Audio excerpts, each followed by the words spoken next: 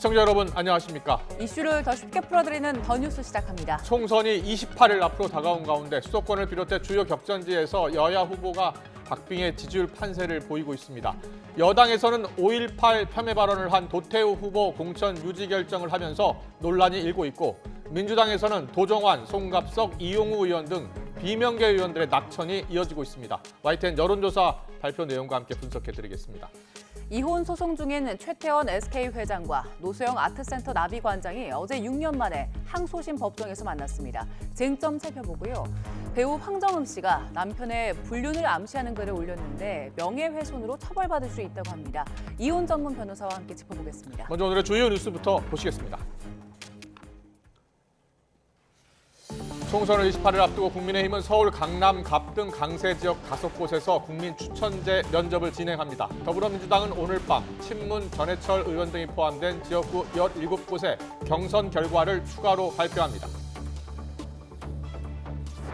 YTN의 총선 격전지 여론조사 결과 인천 계양을에서 민주당 이재명 대표와 원희룡 전 국토교통부 장관이 박빙인 걸로 나타났습니다. 안철수 국민의힘 후보는 이광재 민주당 후보를 오차범위 밖에서 앞섰습니다. 전국 19개 의과대학 교수들이 정부가 전공의들과 대화에 나서지 않으면 집단 사직하겠다고 예고했습니다. 정부는 명분 없는 집단 행동은 안 된다며 절대 물러서지 않겠다는 강경한 입장을 거듭 밝혔습니다. 고위공직자 범죄수사처가 이종섭 주 호주대사 출국금지 해제 논란 관련 고발 사건을 최상병 수사 외압 의혹 수사팀에 배당했습니다. 공수처장도 없고 많은 검사가 그만둔 상태에서 제대로 된 수사가 이루어질지 의문이 제기됩니다. 지난 1월 소방대원 2명이 순직한 경북 문경 공장 화재는 식용유가 담긴 전기튀김기에서 발화한 것으로 보인다는 조사 결과가 나왔습니다. 인명수색을 위해 문을 열자 공기가 실내로 유입되면서 가스가 폭발한 것으로 추정됩니다. 중국의 알리와 테무 등 해외 이커머스 플랫폼이 국내 시장에서 무서운 기세로 영역을 확장하고 있지만 소비자 보호 의무는 소홀하다는 지적이 제기되자 정부가 국내법을 똑같이 적용하기로 했습니다. 사과 도매값이 1년 만에 2배 넘게 뛰어올라 처음으로 10kg에 9만 원대를 기록했습니다. 배 도매값은 15kg당 10만 원을 넘었습니다. 비싼 사과 배값은 초가을까지 이어질 전망입니다. 더 뉴스 잠시 뒤에 이어집니다. 총선이 꼭 28일 앞으로 다가온 가운데 국민의힘이 지역구 후보 공천 작업의 사실상 마지막 퍼즐인 국민 추천제 면접을 오늘 진행합니다. 우세 지역구 5곳이 대상인데 젊은 정치 신인 기용에 특히 초점을 맞출 것으로 보입니다. 국회 취재기자 연결합니다. 강민경 기자. 네, 국회에 나와 있습니다. 네, 여당이 곧 국민 추천제 면접을 진행한다는데요. 적용 지역구 또 후보자 선정 기준은 어떻게 됩니까?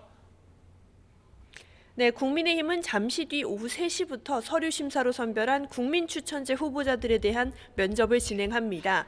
국민이 직접 후보를 추천하는 국민 추천제 적용 지역구는 서울 강남 갑과 을, 대구 동군이갑과 북갑, 울산 남갑 5곳인데 모두 180명이 지원한 걸로 알려졌습니다. 여당은 도덕성과 사회 기여도, 지역 적합도를 중심으로 최종 후보자를 선정하겠다는 입장입니다. 이 지역 현역 의원도 지원은 가능하지만 심사 과정에서 걸러질 가능성이 커 보입니다.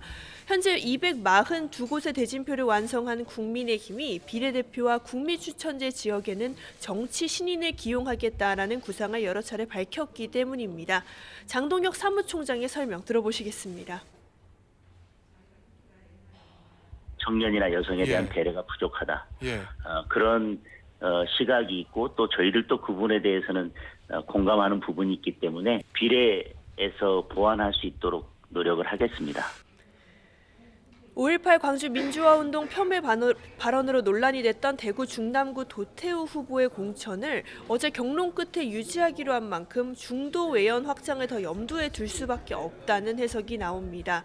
이런 가운데 국민의힘은 조금 전 윤리위원회를 열고 국민의 미래에 배치할 비례대표 현역 의원 제명 절차를 진행하고 있습니다. 지역구 투표처럼 비례대표 후보도 2번째 순번을 바라고 있는 만큼 현재 6석인 녹색정의당보다 조금 많은 의원이 당적을 옮길 걸로 보입니다. 당 안팎에선 7명에서 8명이 될 거란 관측이 나옵니다. 격전지를 돌고 있는 한동훈 비대위원장은 어제 선대위를 띄운 뒤 오늘은 별다른 일정을 잡지 않았는데요. 선거 전략을 구상하는 데 집중하는 걸로 보입니다. 민주당 상황도 짚어보겠습니다. 비명계 의원들의 탈락이 잇따르고 있는데요. 오늘 친문 핵심 전해철 의원의 경선 결과가 나오죠? 그렇습니다. 이른바 비명 속가내기 논란이 끊이질 않는 민주당은 오늘 밤 지역구 17곳의 경선 결과를 발표합니다. 관심은 친문 핵심 전해철 의원과 친명계 인사로 꼽히는 양문석 전 방통위 상임위원이 맞붙는 경기 안산갑 결과입니다. 민주당에서는 어제도 대표적 비명계 인사인 송갑석, 도종환 의원이 고배를 마신 상황인데요. 현재까지는 원외 친명 강세 그리고 현역 비명 약세라는 기조가 이어지고 있다는 분석인데 오늘 밤엔 어떤 결과가 나올지 주목됩니다. 이 밖에 올드보이 인사와 현역 의원의 당내 예선전에도 시선이 쏠립니다. 박지원 전 국정원장과 현역 윤재갑 의원이 양자 대결하는 전남 해남 완도 진도, 정동영 전 의원과 현역 김성주 의원이 맞붙은 전북 전주 병의 경선 성적표가 오늘 나옵니다. 선거구 합구로 경쟁하게 된 서울 노원 갑의 고용진, 우원식 의원의 대결에선 누가 승리할지도 관심입니다. 시민사회 추천 후보 2명의 종북 반미 논란이 일었던 야권 비례대표 위성정당 더불어민주연합은 이들이 자진 사퇴한 뒤에는 후보 추천을 다시 요구한 상태입니다. 더불어민주연합은 오늘부터 서류 심사를 진행하는데 일부 후보를 새로 받아야 하는 만큼 확정 작업은 다소 늦어질 거라는 관측이 나옵니다. 윤영덕 더불어민주연합 공동대표는 오늘 YTN과 통화해서 이번 주 안에는 결론을 내겠다라고 밝혔습니다. 어제 이해찬 상임고문, 김부겸 전 총리가 가세한 통합선대위를 띄운 민주당 지도부는 오늘 아침 회의에서는 정권 심판론을 특히 강조했는데요. 직접 들어보시겠습니다. 4월 10일 심판의 날 오직 국민의 눈높이에서 국민을 섬기는 자세로 주권자인 국민 승리를 위해서 우리 민주당은 혼신의 힘을 다할 것입니다. 이재명 대표는 오늘 여당의 나경원 후보가 나선 서울 동작을에 이어 용산을 찾아가며 서울 최대 격전지인 한강 벨트를 공략합니다. 지금까지 국회에서 YTN 강민경입니다. 현역 의원 평가 하위 10%의 페널티를 받고 서울 강북을 당내 결선 투표에서 정봉주 전 의원에게 패배한 민주당 박용진 의원이 재심을 신청했습니다. 박 의원은 오늘 취재진에게 보낸 문자 메시지에서 이같이 밝혔습니다. 이어 이번 재심 신청은 당이 보장한 권리를 행사하는 것이라며 인용, 기각 여부와 무관하게 민주당의 총선 승리를 위해서 묵묵히 헌신하겠다고 덧붙였습니다. 국민의힘은 더불어민주당을 숙주로 삼은 종북 세력들의 국회 침투 작전은 후보 한두 명을 바꾼다고 해결될 문제가 아니라고 비판했습니다. 박정하 수석 대변인은 종북 세력들의 국회 침투 작전 시나리오의 전말이 하나둘 밝혀지고 있고 철저한 계획과 의도를 갖고 사전에 준비한 것으로 보일 정도라면서 이같이 밝혔습니다. 이어 국민의 혈세가 종북 좌파 세력에게 헌납될지도 모르는 상황은 상상만으로도 아찔해진다며 민주당 위성정당의 전면적인 재조정이 필요하다고 지적했습니다. 더불어민주당 김부겸 상임 공동선거대책위원장은 국민의힘이 5.18 민주화운동 폄훼 발언으로 논란이 된 대구 중남구 도태우 후보 공천을 유지한 걸 두고 상식적으로 납득할 수 없는 일이라고 비판했습니다. 김 위원장은 오늘 중앙선대위회의에서 공천 재검토를 지시하던 한동훈 비상대책위원장은 꽤 멋있었지만 유지로 결정한 오늘의 한 위원장은 대단히 실망스럽다면서 이같이 말했습니다. 이어 여당은 이미 5.18 정신의 헌법 전문 수록을 약속했고 윤석열 대통령도 그렇게 공약했다고 지적했습니다.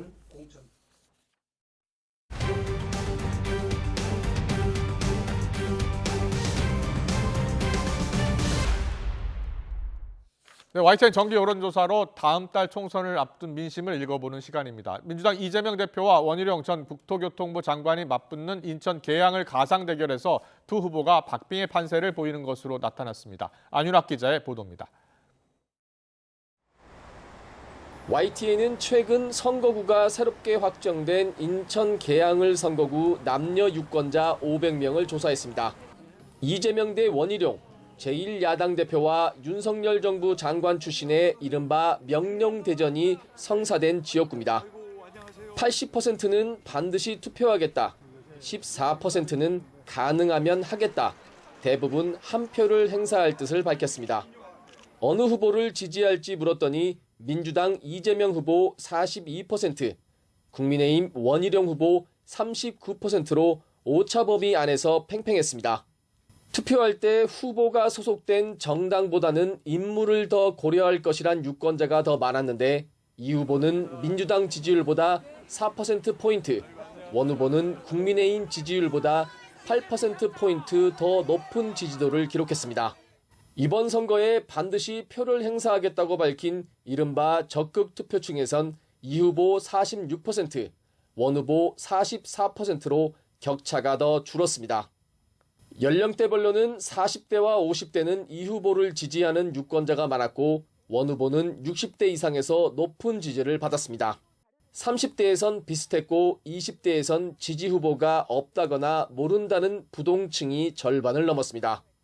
누가 더 당선 가능성이 커 보이냐는 질문엔 이 후보 54%, 원 후보 34%였습니다.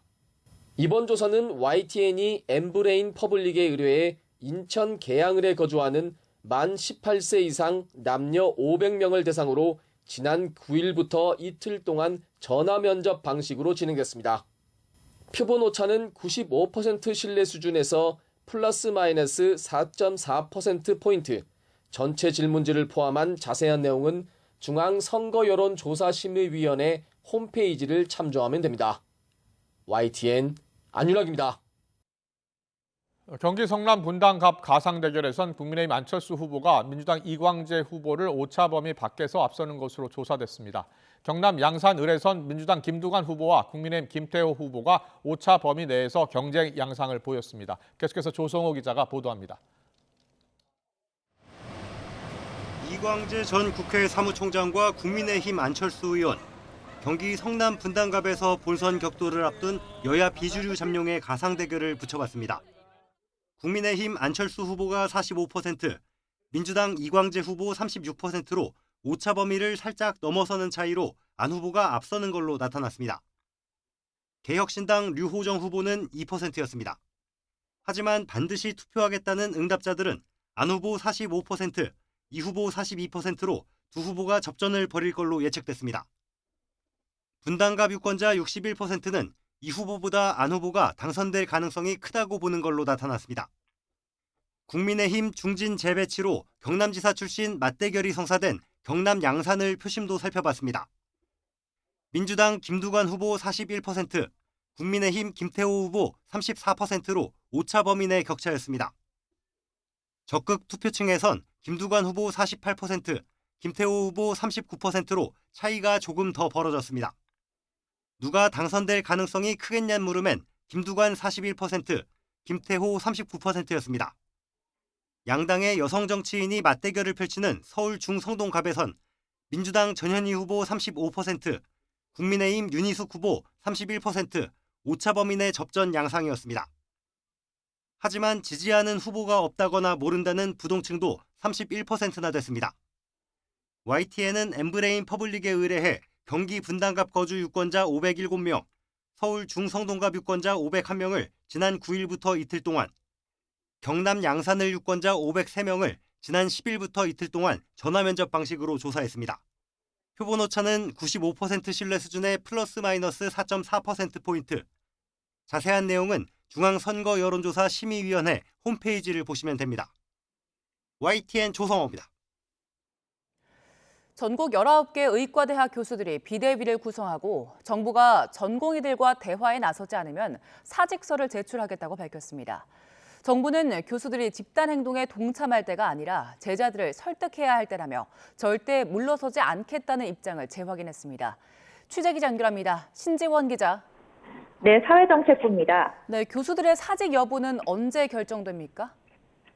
전국 19개 의대 교수 비대위 대표들은 어제 저녁 온라인 회의를 열고 공동 대응 방안을 논의했습니다. 회의가 끝난 뒤에는 보도자료를 통해 모레까지 각 대학 교수와 수련병원 임상 교수들의 의사를 물어서 사직서 제출 여부를 결정하기로 했다고 밝혔습니다. 서울대와 연세대, 울산대, 가톨릭대, 부산대 등 전국 주요 대학병원 교수들이 참여했는데요. 사직서를 제출하기로 뜻을 모은 대학은 다음 회의에서 구체적인 제출 시기를 정할 방침입니다. 또 전공의들에 대한 사법 조치와 의대생 유급이 가장 시급한 비상사태라면서 이들이 무사히 복귀할 수 있도록 정부가 협상의 자리를 마련해달라고 호소했습니다.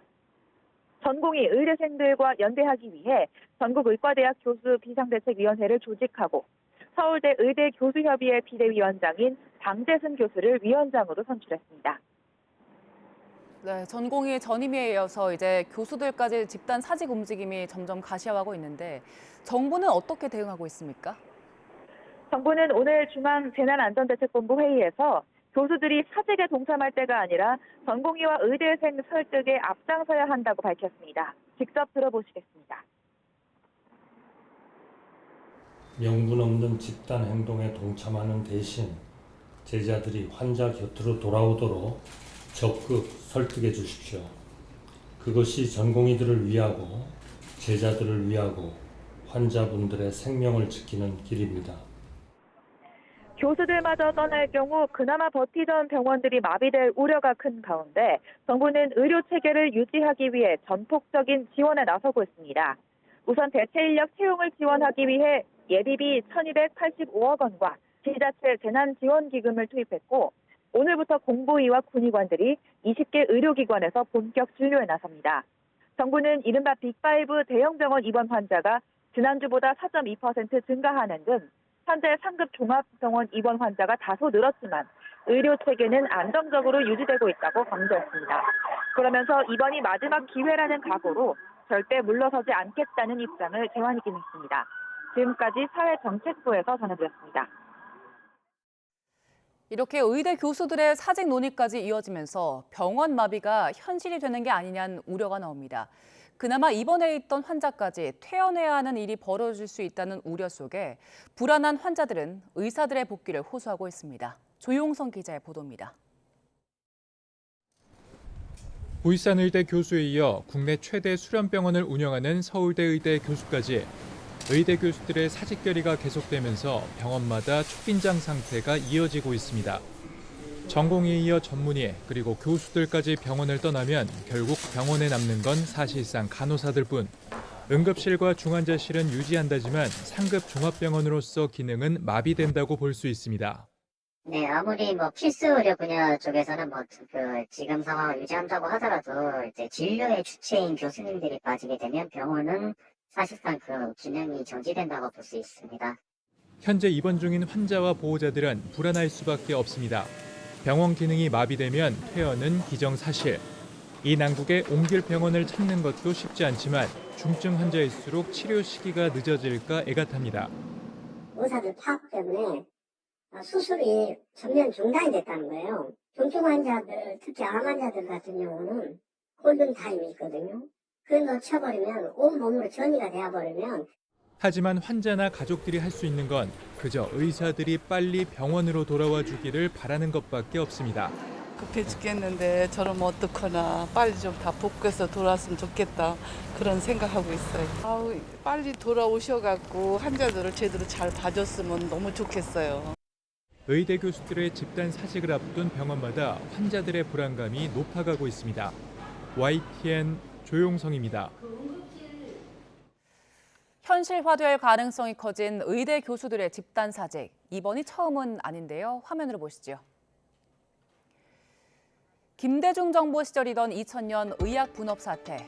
진료는 의사에게, 약은 약사에게란 기치로 마련된 약사법 개정안이 국회 본회의를 통과하면서 당시에도 비슷한 상황이 벌어졌습니다. 전공의 집단 파업에 이어 무려 95%가 넘는 병의원이 외래 진료를 중단하는 폐업 투쟁을 벌였는데요. 당시 의대 교수들도 이에 동조하며 집단 사직과 함께 병원 등 현장에서 이탈하겠다고 선언했습니다. 정부와 여당이 의학 분업 정책을 시행을 예고하자 당시 일제히 현장에서 철수하겠다고 밝혔는데요. 이후 전국에서 의대 교수들 4천여 명이 한 대학 운동장에 모여서 결의 대회를 진행하기도 했습니다. 당시 결의문을 잠시 살펴보면요. 정부가 준비되지 않은 의학 분업을 밀어붙여 의료 위기를 부추기고 있다면서 요구안에 대한 답을 정부가 내지 않을 경우 외래 진료 전면 철수, 그리고 모든 진료에서 철수한다는 내용이 있었습니다. 당시 교수들은 실제로 진료 현장에서 철수하기도 했는데요. 더는 버틸 수 없던 걸까요? 그로부터 며칠 뒤 복지부 장관이 의료계 대화를 약속했고 2달 뒤에 정부와 의료계, 의학계 의견을 절충한 합의안이 나왔습니다. 당시 의사단체는 의대 입학 정원 감축안도 요구했는데 정부는 이를 받아들여서 3,300명 규모였던 전국 의과대학 정원을 현재 3,000명 수준으로 줄이기도 했습니다. 정부의 의료 정책에 반대하며 전공의와 대한의사협회가 집단행동을 벌인 뒤 이후 의대 교수단체가 뒤이어 집단행동을 예고하는 수순. 과거 의약본업 사태와 현재가 비슷한 양상이죠. 다만 이번에는 정부 또한 의대 증원이 불가피하다는 원칙론을 강하게 내세우고 있어서 의료 공백 사태가 파국으로 치달을 거란 불안한 전망도 나옵니다. 고물가 속 초저가를 앞세운 중국 이커머스 플랫폼이 무서운 기세로 영역을 확장하고 있습니다. 하지만 소비자 보호 의무에는 소홀한데요. 정부가 대책을 내놨습니다. 취재 기자 연결합니다. 이승은 기자. 네, 경제부입니다. 네, 반품과 환불이 잘 안 된다는 소비자 불만부터 각종 규제를 따르고 있는 국내 이커머스 플랫폼과의 역차별 문제까지 나오고 있는데요. 일단 정부가 어떤 대책이 내놨습니까? 네, 우리 소비자의 해외 직구액은 지난해 6조 8천억 원으로 1년 만에 27% 급증했습니다. 그동안 미국 직구가 대세였는데 중국 플랫폼의 공세로 지난해에는 절반 가까이가 중국 업체였습니다. 정부는 해외 온라인 플랫폼에도 국내법이 차별 없이 집행될 수 있도록 관리를 강화하겠다고 밝혔습니다. 우선 소비자 보호 의무가 명시된 전자상거래법을 제대로 지키고 있는지 모니터링과 조사를 강화합니다.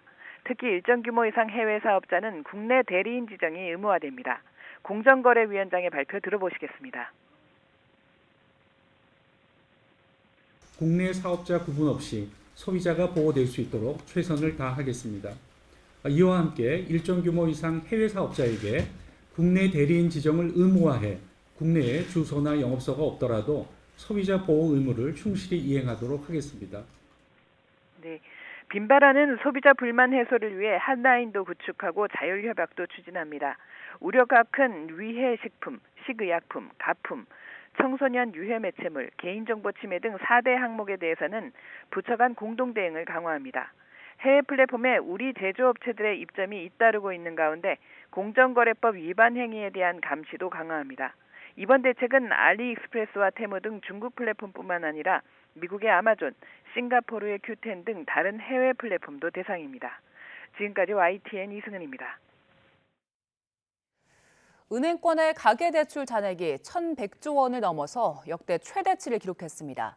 다만 오름폭은 주춤했고 이 금융권까지 포함하면 전체 가계대출 규모는 감소세를 보였습니다. 자세한 내용은 취재 기자 연결해서 알아봅니다. 이형원 기자. 네, 한국은행입니다. 네, 은행권의 가계대출 잔액이 1,100조 원을 넘어섰다고요?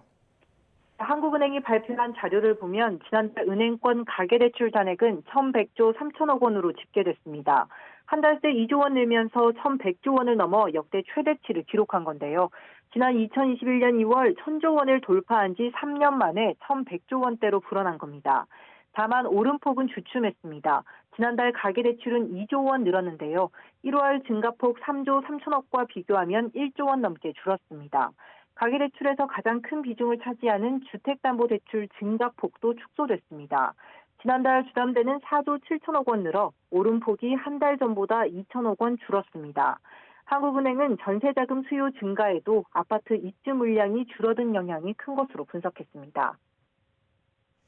이 금융권까지 넓혀서 보면 가계대출 규모는 줄었다고요?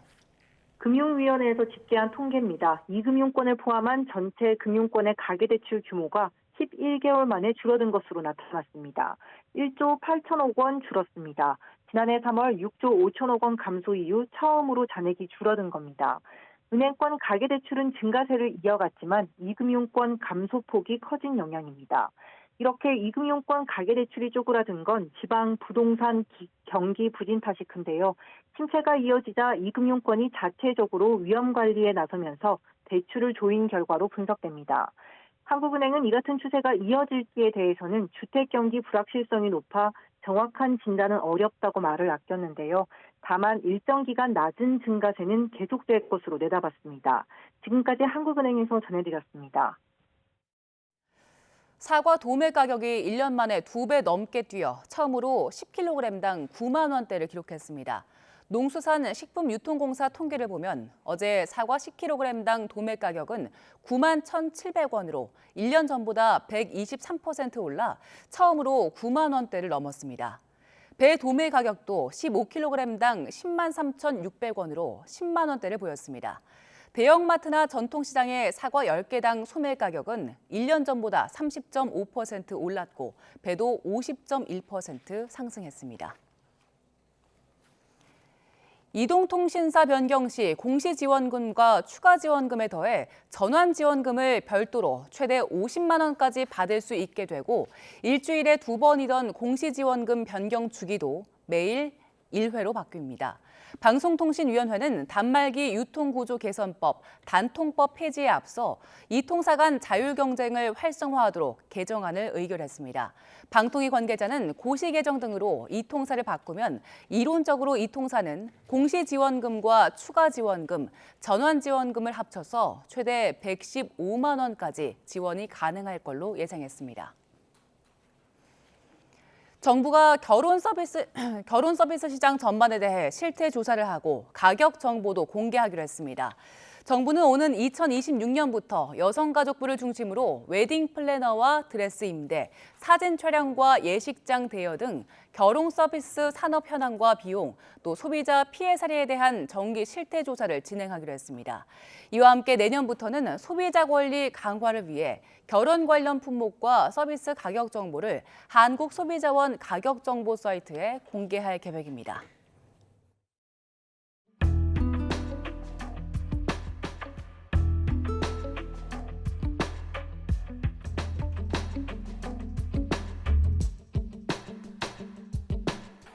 혼외자가 있다. 사면 이후 활발한 행보를 이어가던 최태원 SK그룹 회장이 오늘 충격적인 발표를 했습니다.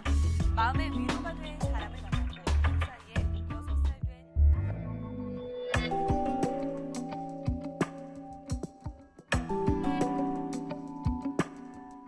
된 30여 년간의 결혼 생활이 이렇게 막을 내리게 된 거에 대해서 참담하다고 말씀을 드렸고요. 이 사건으로 인해서 가정의 소중한 가치가 법에 의해서 지켜지는 그런 계기가 되기를.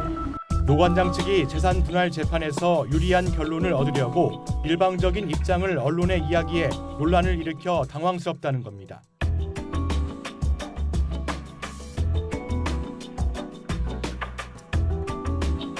오늘 재판에 직접 출석하신 이유가 좀 궁금합니다. 오늘 직접 출석하신 이유가 있으실까요? 법정 금액 상향됐는데 혹시 어떤 이유로?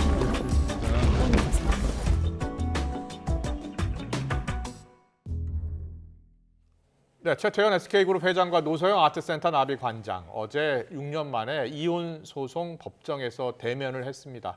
세계 이혼 소송으로도 주목을 받았는데 항소심 쟁점을 살펴보겠습니다. 네, 그리고 배우 황정음 씨 SNS에 남편의 불륜을 암시하는 글을 올렸는데 오히려 명예훼손으로 위자료를 줄 수 있다는 말이 나옵니다. 전문가인 이인철 변호사와 함께 알아봅니다. 어서 오세요. 안녕하세요. 안녕하세요.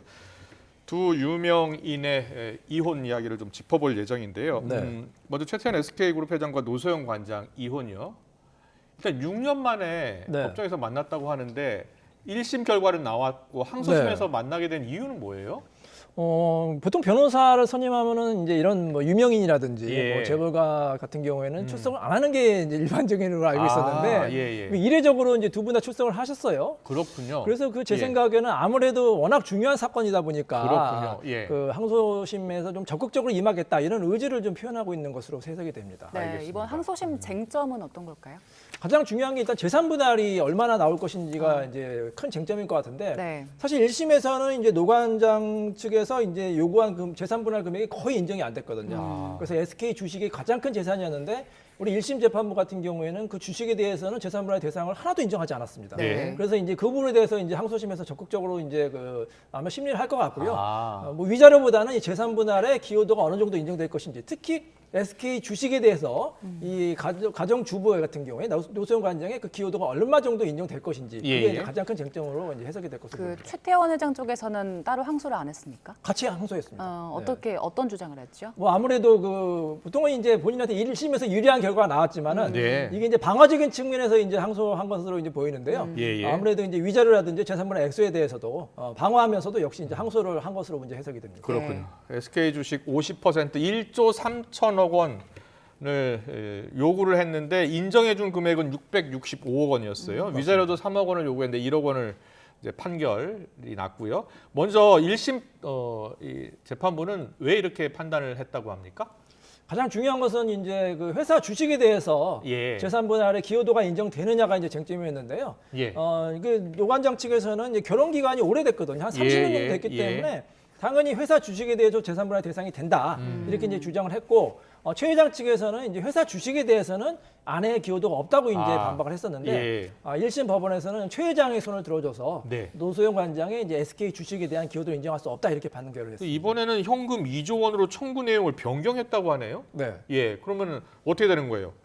아무래도 이런 좀 생각이 있었던 것 같아요. 예. 회사 주식에 대해서 직접적으로 재산분할 청구하니까 법원에서 조금 그 부분에 대해서는 이제 그 아내 측의 기여도를 인정 안 한 거 아니냐. 그렇군요. 그래서 이제 회사 주식보다는 현금으로 현금으로 대체해서 그 금액을 계산한 거죠. 예, 현금으로 달라. 뭐 주식은 내가 이제 양보할 테니까 현금으로 달라. 그렇기 때문에 재산분할 인정해달라. 이렇게 이제 청구한 것으로 생각합니다. 위자료도 30억 원으로 늘렸어요? 네.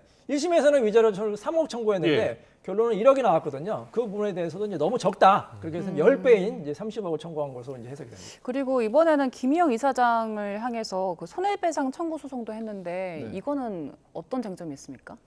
이건 소위 말해서 이제 혼인 파탄에 책임이 있는 사람에 대해서 본인의 이제 그 위자료를 청구하는 건데요.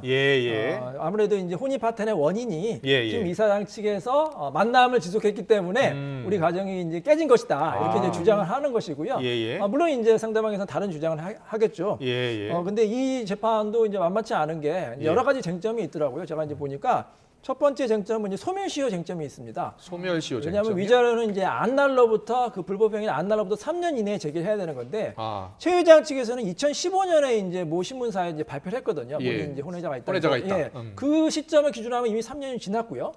그다음에 뭐 뒤로 이제 늦춘다고 하더라도 이혼 소송 제기가 2016년에 조정 신청을 했고 2017년에 이혼 소송을 했기 때문에 거기에 대해서도 3년이 이미 지나서 소멸시효가 이제 문제가 될 수 있고 물론 이제 노관장 측에서는 소멸시효가 계속해서 이제 진행이 된다. 왜냐하면 만남이 계속 진행됐기 때문에 그 3년이라는 그 시점을 뒤로 늦출 수 있다 이렇게 이제 주장할 것으로 이제 예상이 되고요. 또 하나의 쟁점은 이 김 이사장 측의 만남 때문에 혼인이 파탄된 것이냐 아니면 그 이전에 파탄이 된 것이냐. 왜냐하면 우리 대법원의 판례가 이런 판례가 있어요. 이미 파탄이 됐으면 그 이후에 혹시 이성을 만나도 그건 불법행위 아니다 이런 이제 판결이 있었거든요. 그렇기 때문에 그 부분도 이제 다툼의 여지가 있다고 생각이 됩니다. 그렇군요. 자, 이혼 소송 2심 결과는 다음 달에 종결될 예정이다. 다음 달에 나올 것 같습니까? 좀 빨리 진행이 되는데요. 이렇게 좀 빨리 나오면은 1심에서 유리하게 결론 내는 사람이 좀 유리하다 이렇게 심에서 보고 있거든요. 왜냐하면은 1심과 결론이 달라지면은 보통 이제 그 선고일이 늦춰지는 경향이 있는데 좀 빨리 좀 결론이 나오니까 실무에서는 1심과 거의 비슷하게 나오는 거 아니냐 이렇게 예상이 되는데 물론 달리 나올 수도 있습니다. 법원에서는 이제 위자료나 재산분할을 파악을 해서 뭐 재산분할 액수가 조금 높아진다 이런 이제 말도 있거든요. 그래서 결론은 좀 지켜봐야 될 것으로 보입니다. 그렇군요. 재산분할이라는 것은 그 배우자가 기여한 만큼 보통 주게 되고요. 기여한 게 충분하다고 생각하면 보통 반씩 나누는 게 일반적입니까?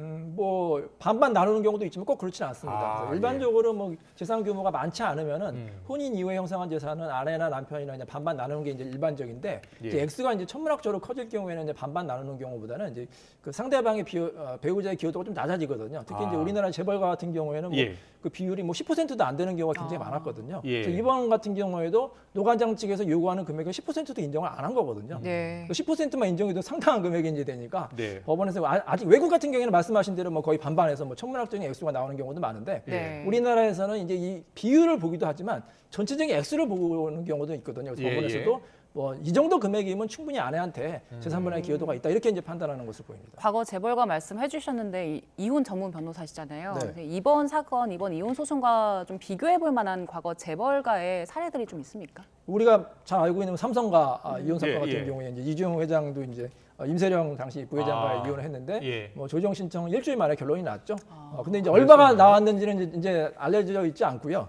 그다음에 이부진 호텔 신라 그때는 일주일 만에 결론이 났습니다. 일주일 만에 결론이 났고요. 이부진 이제 호텔 신라 사장과 이제 인고문과 이제 소송은 대법원까지 갔는데 인고문 측에서 이제 141억 원 재산분할 받는 걸로 결론이 났고요. 그랬군요. 네. 예. 다른 사건 같은 경우에도 청구 금액은 많지만 실질적으로 판결 나온 것은 그렇게 많이 나오지 않았습니다. 예, 알겠습니다. 그럼 다음 이슈로 좀 넘어가 볼게요. 배우 황정음 씨 관련 내용인데 이것도 지금 이혼 소송 중인 게 맞습니까? 네, 이혼 소송 중인 것으로 알고 있고요. 예. 지금 쟁점이 재산분할과 위자료가 쟁점이 되는 것으로. 이것도 역시 재산분할과 위자료가 쟁점이 되고 있다라는 말씀 해주셨는데 이제 알려진 것은 SNS에 남편의 불륜을 암시하는 글을 올린 게 이제 화제가 됐잖아요. 네. 그런데 이게 암시하는 글인데 뭐 일부 기사는 폭로 이렇게 표현을 하더라고요. 네. 변호사 입장에서는 어떻게 보세요? 이제 명예훼손이라는 게 꼭 그 사람의 사회적 가치를 직접적으로 올리는 것뿐만 아니라 전체적으로 이제 판단하기 때문에 이 정도 그리면 명예훼손이 아니냐 이렇게 이제 해석하는 견해도 있고요. 물론 이제 달리 해석할 수도 있지만 특히 이제 피해자가 또 특정이 됐고 남편이 특정이 됐고 지금 이혼 소송 중이기 때문에 이 글 자체만 보면은 어떻게 보면 명예훼손의 측면이 약간은 있다 이렇게 이제 해석이 그렇게도 볼 수 있는 거예요. 이게 사실이라고 하더라도 명예훼손에 해당이 되는 우리나라에서는 겁니까? 사실 적시도 명예훼손이 되고 특히 이제 인터넷이나 SNS에 올린 경우에 정보통신망법에 의해서 이제 처벌이 되거든요. 물론 이제 사실일 경우에는 형량이 좀 낮아집니다. 사실일 경우에는 3년 이하의 징역이나 3천만 원 이하의 벌금이고요. 만약에 이게 허위 사실일 경우에는 7년 이하의 징역이나 이제 5천만 원 이하의 벌금을 가중 처벌이 되는데 물론 이제 공공의 이익이 있거나 다른 이제 정상 창작 사유가 있으면 징역형보다는 이제 가벼운 벌금형으로 나오는 경우도 있습니다. 네, 황정음 씨가 올린 사실 이제 게시물 보면 게시물엔 직접적으로 얘기는 안 했어요. 그런데 거기에 온 이제 댓글에 대해서 그런 내용들이 담겨 있던데 이런 댓글로 인해서 황정음 씨가 이혼 과정에서 위자료가 뭐 깎일 수도 있습니까? 위자료가 깎인다기보다는 어쨌든 본인이 만약에 정말 피해를 입었으면 위자료를 청구하는데 상대방이 반소를 할 수가 있습니다. 내가 명예훼손의 피해자이기 때문에 반소를 할 수 있다. 이렇게 해서 이제 실제 청구하는 금액보다 위자료가 깎이거나 아니면 오히려 조회되는 상황이 발생할 수도 있는 거죠. 잠깐 앞서 그 사실적시 명예훼손도 처벌받을 수 있다라고 했는데 우리나라 사례라고 했잖아요. 네네. 외국 같은 경우는 어때요? 외국은 사실일 경우에는 미국 같은 경우에는 사실일 경우에는 처벌이 안 되는 것으로 알고 있고요. 그래요? 물론 이제 나라마다 다르긴 한데 이게 또 요건이 있습니다. 진실인 경우고 또 여러 가지 요건이 있을 경우에는 이제 명예훼손이 안 된다 이런 이제 나라도 있고요. 또 우리나라와 같이 사실인 경우나 아니면 사실이 아니라 하더라도 그 사람의 프라이버시를 침해할 경우에는 역시 또 손해배상을 인정하는 나라도 있습니다. 이게 명예훼손이라는 게 판단을 하기가 좀 애매할 수도 있을 것 같은데 어느 선을 기준으로 삼습니까? 그러니까 상식적으로 보시면 되겠습니다. 이 사람의 이제 사회적인 평가가 저에 대한 사실이다. 뭐 소위 말해서 이제 망신을 주는 거죠. 망신을 주는 건데 이제 구두로 하는 것뿐만 아니라 특히 요즘에는 인터넷이나 글을 올릴 경우에는 피해자 입장에서는 굉장히 큰 이제 피해가 당할 수 있기 때문에 설령 그게 사실이라 하더라도 그게 법적인 절차를 통해서 이제 뭐 위자료라든지 청구해야지 그 외에 이렇게 글을 올리면 아직까지도 우리나라에서는 이제 처벌이 될 수가 있고 또 위자료 줄 수 있다. 이게 이제 실무의 태도인 것 같습니다. 상대방이 이걸 문제 삼지 않으면 처벌받지 않을 수 있습니까? 이게 이제 반의사 불벌죄로 되어 있는데요. 만약에 피해자가 처벌을 원하지 않으면은 처벌할 수가 없고 얼마 전에 헌재 판결도 나왔거든요. 그래서 합헌 판결이 나왔기 때문에 이 반의사 불벌죄는 계속 유지될 것으로 보입니다. 그렇군요. 자, 이제 명예훼손 여부와 함께 이제 이혼 소송 중이니까 역시 재산 분할을 이야기가 화두가 될 수밖에 없는데 황정음 씨는 댓글을 통해서 자기 재산이 훨씬 많다고 얘기했거든요. 그럼 만약에 이혼 소송이 진행 중이라면 재산 분할과 관련해서는 황정음 씨가 미리 번 돈도 있을 거 아니에요? 같이 살면서 번 돈도 있고요. 어떻게 결정이 될까요? 제가 조사해 보니까 황정음 씨 재산이 약 100억 원 정도 되더라고요. 주택이 한 46억 원에 매입을 했고 물론 지금은 올랐겠죠. 그다음에 본인이 대표로 있는 법인명의랑 62억 원대 이제 강남에 빌딩이 있는 것으로 알고 있는데 이 재산의 거의 대부분의 출처가 이제 혼인 전에 본인이 열심히 활동해서 이제 되어 있고요. 이게 결혼 기간이 8년이거든요. 근데 사실 8년이면 약간 애매한 기간입니다. 이게 결혼 기간이 8개월이었으면 당연히 이거 특유 재산이기 때문에 재산분할 대상이 안 되고요. 결혼 기간이 20년이면 당연히 재산분할 대상이 들어가는데 이 8년이면 약간 경계선 상황이 있습니다. 그래서 이제 이게 특유 재산이지만 재산분할 대상이 될 수도 있고 안 될 수도 있는데요.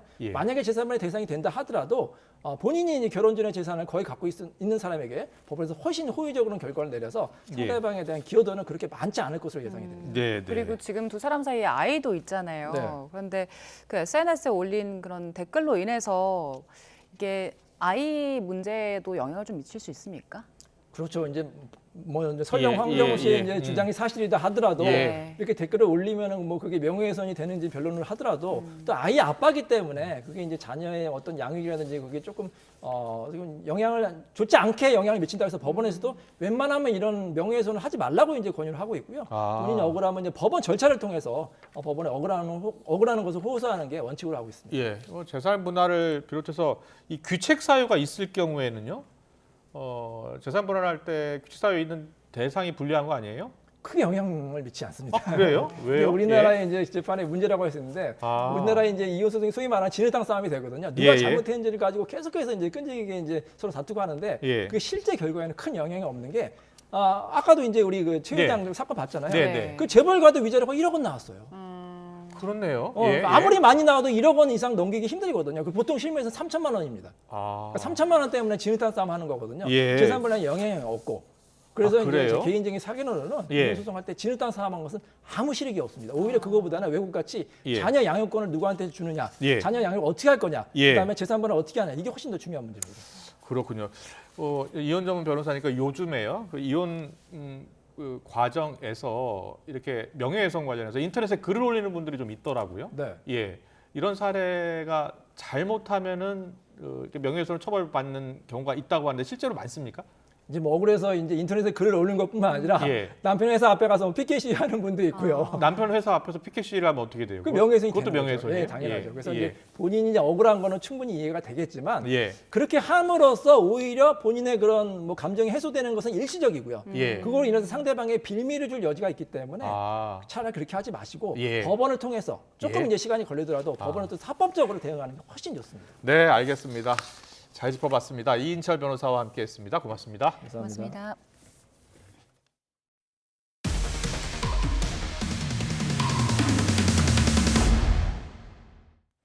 시내버스 운전기사가 아버지 뻘 되는 직장 상사에게 성추행을 당했습니다. 가해자가 최근 1심에서 유죄 판결을 받았지만 버젓이 근무를 계속해서 피해자는 정신적 피해에 시달리고 있습니다. 윤웅성 기자의 보도입니다. 파주에서 5년째 시내버스 운전기사로 일하는 A씨. 2년 전 여름 직장 상사인 김모 부장과 함께 시험 운전을 나갔다가 끔찍한 일을 당했습니다. 김 부장이 공터에 버스를 세운 뒤 강제로 신체 접촉을 한 겁니다. 버스 안에서요. 붙이기 시작을 했어요. 막 가슴을 만지고 막 입을 맞추면서 A씨는 상급자에다 차량 정비를 총괄하는 가해자에게 괜한 불이익을 받을까 두려워 침묵을 지켜야 했습니다. 소문이 날까 봐 그게 두려워서 가만히 있었어요. 눈 밖에 나가면은 더 안 고쳐주죠, 차를. 반년을 소갈이하다 회사에 피해 사실을 알렸지만 달라진 건 별로 없었다고 A씨는 하소연합니다. 회사에서 가해자의 정직 3개월을 내리긴 했지만 가해자가 주변을 의식해 출근한 것처럼 직장에 나와 마주칠 수밖에 없었다는 겁니다. 가해자가 없는 영업장으로 노선을 바꿔달라고 요구하기도 했지만 받아들여지지 않았습니다. 결국 사건 발생 1년 반 가까이 지난 뒤 지방노동위원회에서 조정이 나온 뒤에야 A씨는 가해자와 멀리 떨어질 수 있었습니다. 심지어 지난달 가해자가 1심 법원에서 강제추행 혐의로 징역 6개월에 집행유예 2년을 선고받았지만 회사는 추가 조치를 미루고 있습니다. 형사상 유죄 판결을 받은 직원은 해임할 수 있다는 회사 내규가 있는데도 왜 조치하지 않느냐는 취재진의 질문에 사측은 판결이 최종적으로 확정되지 않았고 이미 징계를 내린 터라 이중 처벌의 소지가 있어 결정을 보류하고 있다고 밝혔습니다. 사건 직후 분리 조치에 대해선 A씨가 원하는 노선에 이미 기사들이 배치돼 있었기 때문에 마음대로 교대할 수 없었다고 해명했습니다. 회사가 조치를 미루는 사이 가해자는 형이 과하다며 법원에 항소했고 피해자는 여전히 고통에 시달리고 있습니다. 토할 것 같고 가슴이 답답하고 온몸을 두들겨 맞은 것처럼 아프고 그리고 정신과 약을 먹는데도 불구하고 잠을 제대로 못 자고. YTN 윤웅성입니다. 유치원 교사가 닫은 문에 4살배기 원생의 손가락이 껴 크게 다친 사건과 관련해서 경찰이 해당 교사를 검찰에 넘겼습니다. 20대 유치원 교사 A씨는 지난해 10월 12일 경기 수원시에 있는 유치원 교실 출입문을 닫다가 원생인 4살 남자아이의 손가락을 절단되게 한 혐의를 받고 있습니다. A씨는 피해 아이가 들어오는 것을 확인하지 못했다고 주장했지만 사고 상황이 담긴 영상을 분석한 경찰은 A씨에게 미필적인 학대 혐의가 있다고 판단했습니다. 김포시는 항의성 민원에 시달리다 숨진 공무원과 관련해 가해 누리꾼들에 대한 수사를 의뢰했다고 밝혔습니다. 김병수 김포시장은 김포경찰서를 찾아 수사 의뢰서를 제출하면서 막아주지 못해, 싸워주지 못해 미안하다며 고인의 죽음이 헛되지 않도록 공직사회 민원제도 개선에 나서겠다고 강조했습니다. 선거구 주민들에게 행운의 열쇠 등을 돌린 대구시의원이 당선 무효형을 확정받아 의원직을 상실했습니다. 대법원은 어제 공직선거법 위반 혐의로 기소된 전태선 대구시의원의 상고심에서 상고를 기각하고 벌금 400만 원을 선고한 원심 판결을 확정했습니다. 공직선거법 위반으로 벌금 100만 원 이상형이 확정되면 의원직을 잃게 됩니다.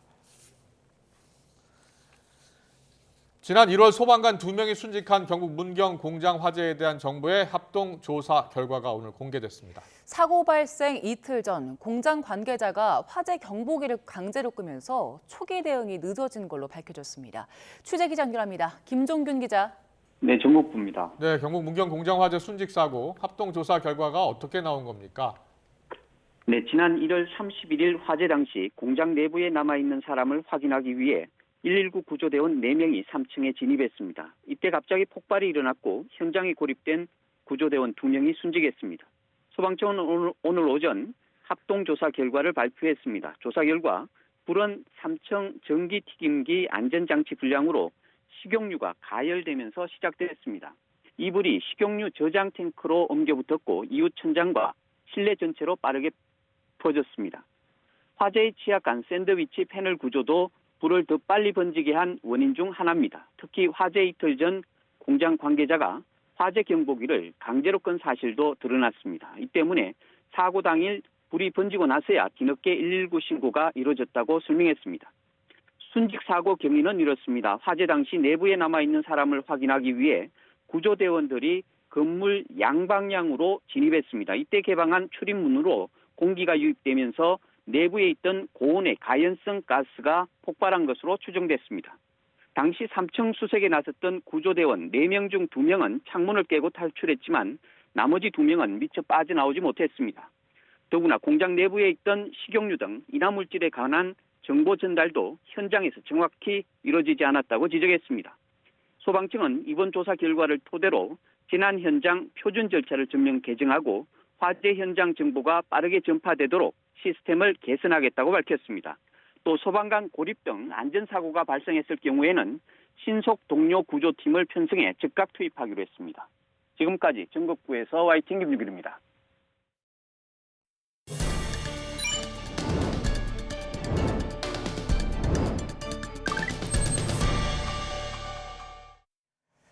지난 1월 러시아가 한국인 선교사를 간첩 혐의로 체포했습니다. 체포된 선교사는 소외계층을 지원하는 국내 사단법인의 블라디보스토크 지회 소속으로 확인됐는데요. 우리 국민이 간첩죄로 체포된 건 사상 처음이고요. 또 구금 사실을 언론에 공개한 것도 이례적입니다. 과거엔 어땠을까요? 간첩 같은 민감한 혐의도 최고 대응 수위는 추방 정도였습니다. 지난 1998년에는 우리나라와 러시아가 각각 서로의 정보 요원을 맞추방했고요.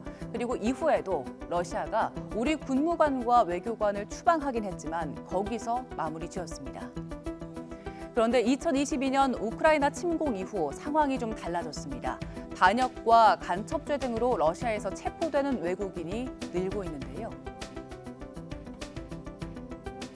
선교사 아니면 NGO 이런 분들이 인도주의적 차원에서 순수 도움을 주는 경우가 있거든요. 근데 이게 과거에는 큰 문제가 없었는데 물론 과거에도 추방된 사례가 있어요. 그 러시아에서 돕다가 러시아 보안 당국에 발각이 되면 추방시킵니다. 네. 물론 겁은 줘요. 간첩 혐의라고. 그러나 혐의를 씌워서 법적으로 처리한 적은 없고요. 다만 그런 혐의가 있으니 언제까지 나가라. 그래서 뭐 그렇죠. 아예 거의 영구 입국이 불허된 사례도 있습니다. 그런데 이렇게 실제로 혐의를 씌워서 공개한 건 처음이거든요. 근데 이게 언제부터냐면은 우크라이나 전쟁 이후부터 우리 단체들이 활동이 어려워졌어요. 러시아의 우크라이나 침공 이후 일본 외교관이 간첩 혐의로 체포됐다가 석방됐던 적도 있고요. 또 지난해에는 미국 월스트리트저널의 러시아 특파원이 간첩 혐의로 붙잡혀서 1년 가까이 구금됐습니다. 냉전 이후 미국 기자가 러시아에서 간첩 혐의로 체포된 건 처음이었습니다. 월스트리트저널은 러시아 전문가를 인용해서 단순 일기예보를 전달한 것만으로도 간첩 활동을 입증하는 증거가 될 수 있다고 전했는데요. 적대적이나 악의적인 의도를 증명하지 않아도 국가 안보에 위협이 있었다는 증거만으로 러시아 검찰의 기소가 가능하다는 겁니다. 체포된 백 씨의 혐의가 무엇인지 아직 구체적으로 밝혀지지 않아서 기소나 처벌 수준을 가늠하긴 어려운데요. 일각에서는 러시아가 백 씨 구금으로 인질 외교를 펼치려 한다는 관측도 나옵니다. 체포 시한인 6월 15일까지 한러 간 접촉이 이어질 텐데 얼어붙은 양국 관계 속에 어떤 해결책이 나올지 주목됩니다. 네, 오늘 전국에 맑고 포근한 봄 날씨가 이어지고 있습니다. 다만 밤사이에는 중국발 스모그가 유입이 돼서 내일은 대부분의 지역에서 대기질이 악화하겠습니다. 자세한 날씨 전망 기상캐스터 연결해 알아봅니다. 고은재 캐스터. 네, 상암 하늘공원에 나와 있습니다. 오늘은 하늘이 맑은 것 같긴 한데 좀 흐려 보이기도 하는데요. 네, 그렇습니다. 보시는 것처럼 하늘이 다소 흐려 보이지만 연일 궂은 날씨가 이어졌던 것에 비하면 오늘은 굉장히 하늘이 맑게 겠습니다. 따뜻한 햇살도 내리쬐고 있는데요. 현재 서울 기온은 영상 12도 선을 웃돌고 있어서 날이 포근합니다. 다만 일교차가 10도 이상 크게 벌어지면서 해가 지면 금세 날이 쌀쌀하게 느껴질 수 있겠습니다. 외출하신다면 겉옷으로 체온 조절해 주셔야겠습니다. 오늘 전국 하늘 맑은 가운데 봄에 어울리는 화창한 날씨가 이어지고 있습니다. 다만 앞으로 중부와 경북 내륙, 동해안에서는 바람이 점차 강해지겠는데요. 이 지역에서는 오늘 밤까지 순간 풍속 초속 15에서 20m의 강풍이 부는 곳도 있겠습니다. 특히 대기가 점차 메말라가고 있는 동해안 지역에서는 모레까지 강풍이 이어질 걸로 보이니까요. 당분간 불씨 관리 철저히 해주시기 바랍니다. 지금은 전국 대기질이 양호하지만 밤부터는 서울 등 수도권과 영서 지역에 점차 중국발 스모그가 유입될 것으로 보입니다. 밤사이 대기질은 더욱 악화해서 내일은 호남과 경남을 제외한 전국에서 초미세먼지 농도가 짙어지겠으니까요. 내일 출근길에는 미세먼지용 마스크 꼭 챙겨주셔야겠습니다. 내일 아침 기온은 오늘과 비슷해서 다소 쌀쌀하겠습니다. 서울과 광주 2도, 대구 3도 보이겠고요. 낮 기온은 오늘보다 높게 올라서 한층 더 포근함이 감돌겠습니다. 서울 15도, 광주 16도, 대구 18도로 오늘보다 1도에서 4도가량 높겠습니다. 금요일인 모레까지 전국의 하늘이 맑은 가운데 기온도 계속해서 오름세를 보이겠습니다. 주말에는 서울 낮 기온이 16도까지 올라서 마치 4월처럼 포근할 전망입니다. 이 포근한 날씨에 밤 사이에는 어김없이 불청객 초미세먼지가 찾아옵니다. 중국발 스모그의 대기까지 정체하면서 남은 한 주 동안 계속해서 공기가 답답하겠으니까요. 호흡기 건강관리 잘 해주셔야겠습니다. 지금까지 YTN 고은재입니다.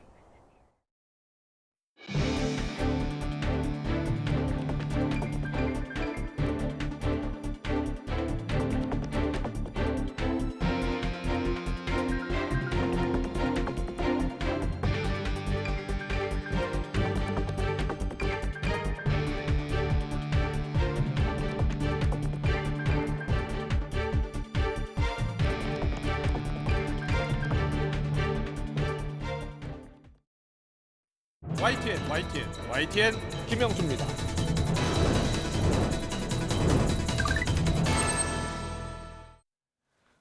총선 승패를 결정짓는 곳 120석이 넘는 지역구가 있는 바로 수도권입니다.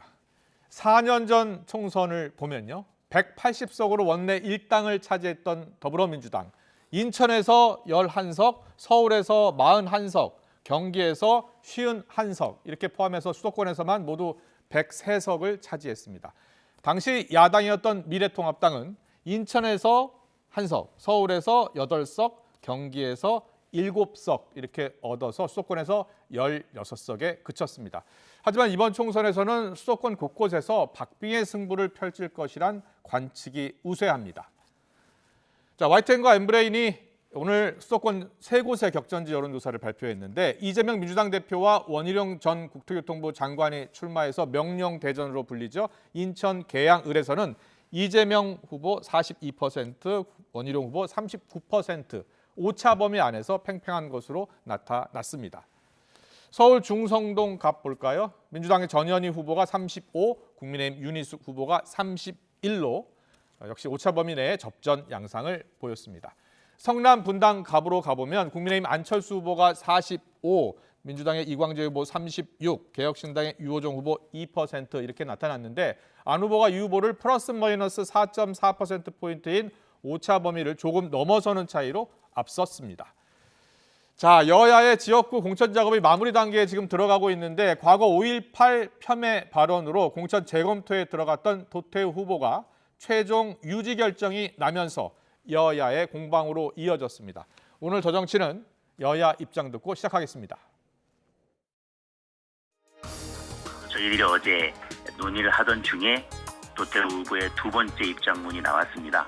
5.18 민주화운동에 대한 헌법 가치를 확고히 인식하고 또 5.18 민주화운동 정신을 충실히 이어받겠다고 밝혔습니다. 국민들께서 그 과거 한 시점에 머무르는 것이 아니라 도태우 후보의 지금 현재의 변화된 모습까지 살펴봐 주실 것으로 믿고 국민들의 눈높이는 과거와 지금 현재까지를 아울러서 평가해 주시리라고 생각합니다.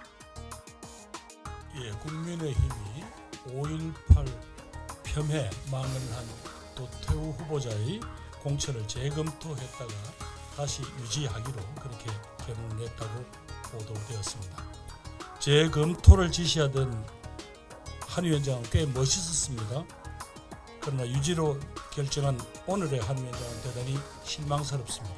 문제적 후보의 공천을 유지하기로 한 것은 상식적으로 납득할 수 없는 일입니다. 집권 여당은 어리석은 정당이 돼서는 안 될 것입니다. 네, 오늘의 전국 현안 짚어보는 시간입니다. 김용태 전 국민의힘 의원, 김유정 전 더불어민주당 의원 나와 계십니다. 어서 오십시오. 안녕하세요. 예, 안녕하십니까. 안녕하십니까. 네, 김용태 전 의원은 정말 오랜만에 나오시네요. 예, 그렇습니다. 예, 이번에 공천 받으셨죠? 예. 예, 어디죠? 고양 정받았습니다. 네, 또 원래 과거에 정치 활동하셨을 때, 삼선하셨을 때 그쪽 지역구는 양천이었잖아요. 서울 양천 을이었습니다. 예. 근데 이제 지역구를 옮기셨어요. 예. 예. 어때요, 분위기가? 처음에는 막막했죠. 예. 사실 시간도 없고. 그런데 지금 막막함 풀려서 네. 나름 자신감을 갖고 있습니다. 막막함이라는 게 두 가지 아니었겠어요. 일단 공천을 받았다가 취소된 분을 어떻게든 설득해서 김연아 의원이요? 예, 예. 그렇죠. 예. 일단 선거 조직을 재정비해야 하는 일과 다음에 그 지역을 제가 잘 모르니까 예. 그 지역을 파악하는 일이었는데 일단 첫 번째는 공천 취소 당한 김연아 의원이 놀랍게도 이틀 만에 예. 본인 스스로 승복하고 선거 사무소 일체의 선거 조직 나아가서 본인 선대위원장까지 맡아서 예. 이 선거 전부 총지해 주겠다라고 해서 저는 사실 뭐 정말 100만 대군을 그냥 얻은 겁니다. 네. 일단 그 문제가 해소되고 두 번째는 지역 현안 파악하는 게 사실 어렵잖아요. 네. 그 지역을 좀 알고는 계시는 거예요? 처음에는 몰랐는데 예. 점점 보니까 놀랍게도 이게 제가 삼선 의원 했던 양천을하고 예. 거기에 가장 큰 현안하고 거의 데칼코마니처럼 비슷한 거예요. 예. 지금 현재 거기 현안이 재건축, 또 하나는 교통인데 네. 제가 삼선했던 곳이 다 재건축, 재개발하고 교통 문제였거든요. 예. 그래서 일단 그 현안 파악 및 그 대책 마련에는 나름 자신이 좀 생기는 것 같습니다. 알겠습니다. 오랜만에 나오셔서 좀 여쭤봤는데 예, 잘 들었고요. 분석을 좀 하나씩 해보겠습니다. 저희가 앞서서 이제 수도권 판세가 상당히 중요하다, 제일 중요하다라고 이야기해 드렸는데 지난 총선 결과를 봤더니요, 민주당이 정말 압승이었어요, 김유정 의원님. 네. 당시 상황하고 지금 상황은 어떻게 차이가 있는 거예요? 당시에 수도권 121개 예. 선거구였는데요. 103개 선거구에 승리를 했거든요. 그러니까요. 그 당시 때 분위기가 어땠던 거예요? 그 당시 때 이제 코로나 시절 아니었나요? 네, 예. 코로나 때 그래도 이제 그 부동산 문제나 여러 가지 또 정책 실패한 부분이 드러나고 조금씩 드러나는 것도 있었는데 예.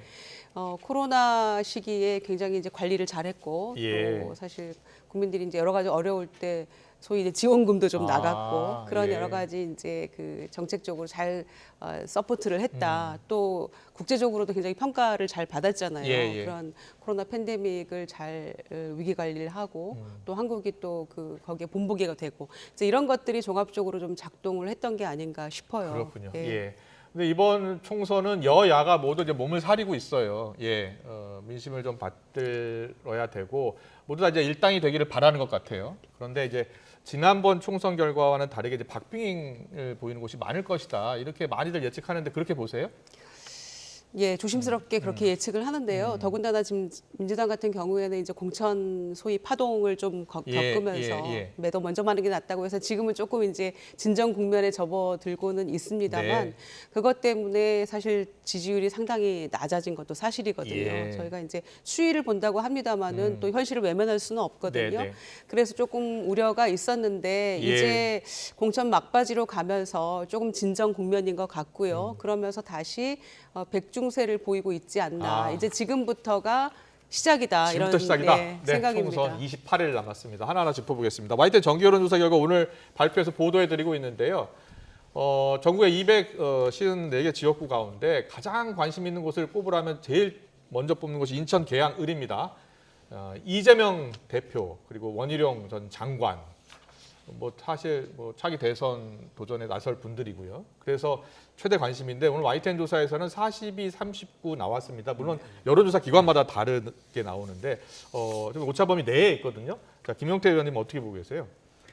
이 두 후보는 명실상부한 대권 후보죠. 예. 뭐 일단은 전체적인 전국 그 판세가 뭐 다 가장 중요한 이제 그 결정적 영향을 미칠 거고 네. 일단 저쪽 주민들께서 예. 두 분 중에 누가 더 대권 후보에 진정이 가까이 갈 수 있냐 아마 예, 이 부분도 예. 살필 겁니다. 네. 일단은 뭐 당연히 그 현재 지역구 의원 이재명 후보가 유리하겠지만 뭐 예. 원희룡 후보도 지금 만만치 않게 올라오고 있기 때문에 예. 뭐 그야말로 예측 불허고 예. 다만 그런 것 같습니다. 이재명 후보가 만약에 원희룡 후보한테 좀 더 쫓긴다면 네. 누가 뭐래도 지역구에 발목이 묶이지 않을까요? 그래서 저는 예. 정말 원희룡 후보가 우리 당을 위해서 가장 잘 할 수 있는 일이라면 네. 더 쫓아가지고 이재명 후보가 전국을 다니지 못하도록 계양을에 이재명을 묶어놓는 것. 저는 원희룡 후보가 본인의 승리보다 그게 더 중요한 것 같습니다. 네, 그렇군요. 또 이재명 대표가 또 당 대표로서 또 총괄선대위원장, 공동선대위원장으로서 전국을 다녀야 하는데 묶이는 효과가 있지 않겠냐 또 이런 분석을 해주셨네요. 김유정 의원께서는 어떻게 이 조사 결과를 보고 계세요? 설사 아주 비관적으로 생각해서 그 말씀이 맞다고 치더라도 예. 묶이는 상황이 온다 하더라도 예. 저희는 이제 세 분의 상임 공동 선대위원장이 예. 계시잖아요. 그래서 충분히 또 공동 선대위원장도 7, 8분 또 계시기 때문에 네.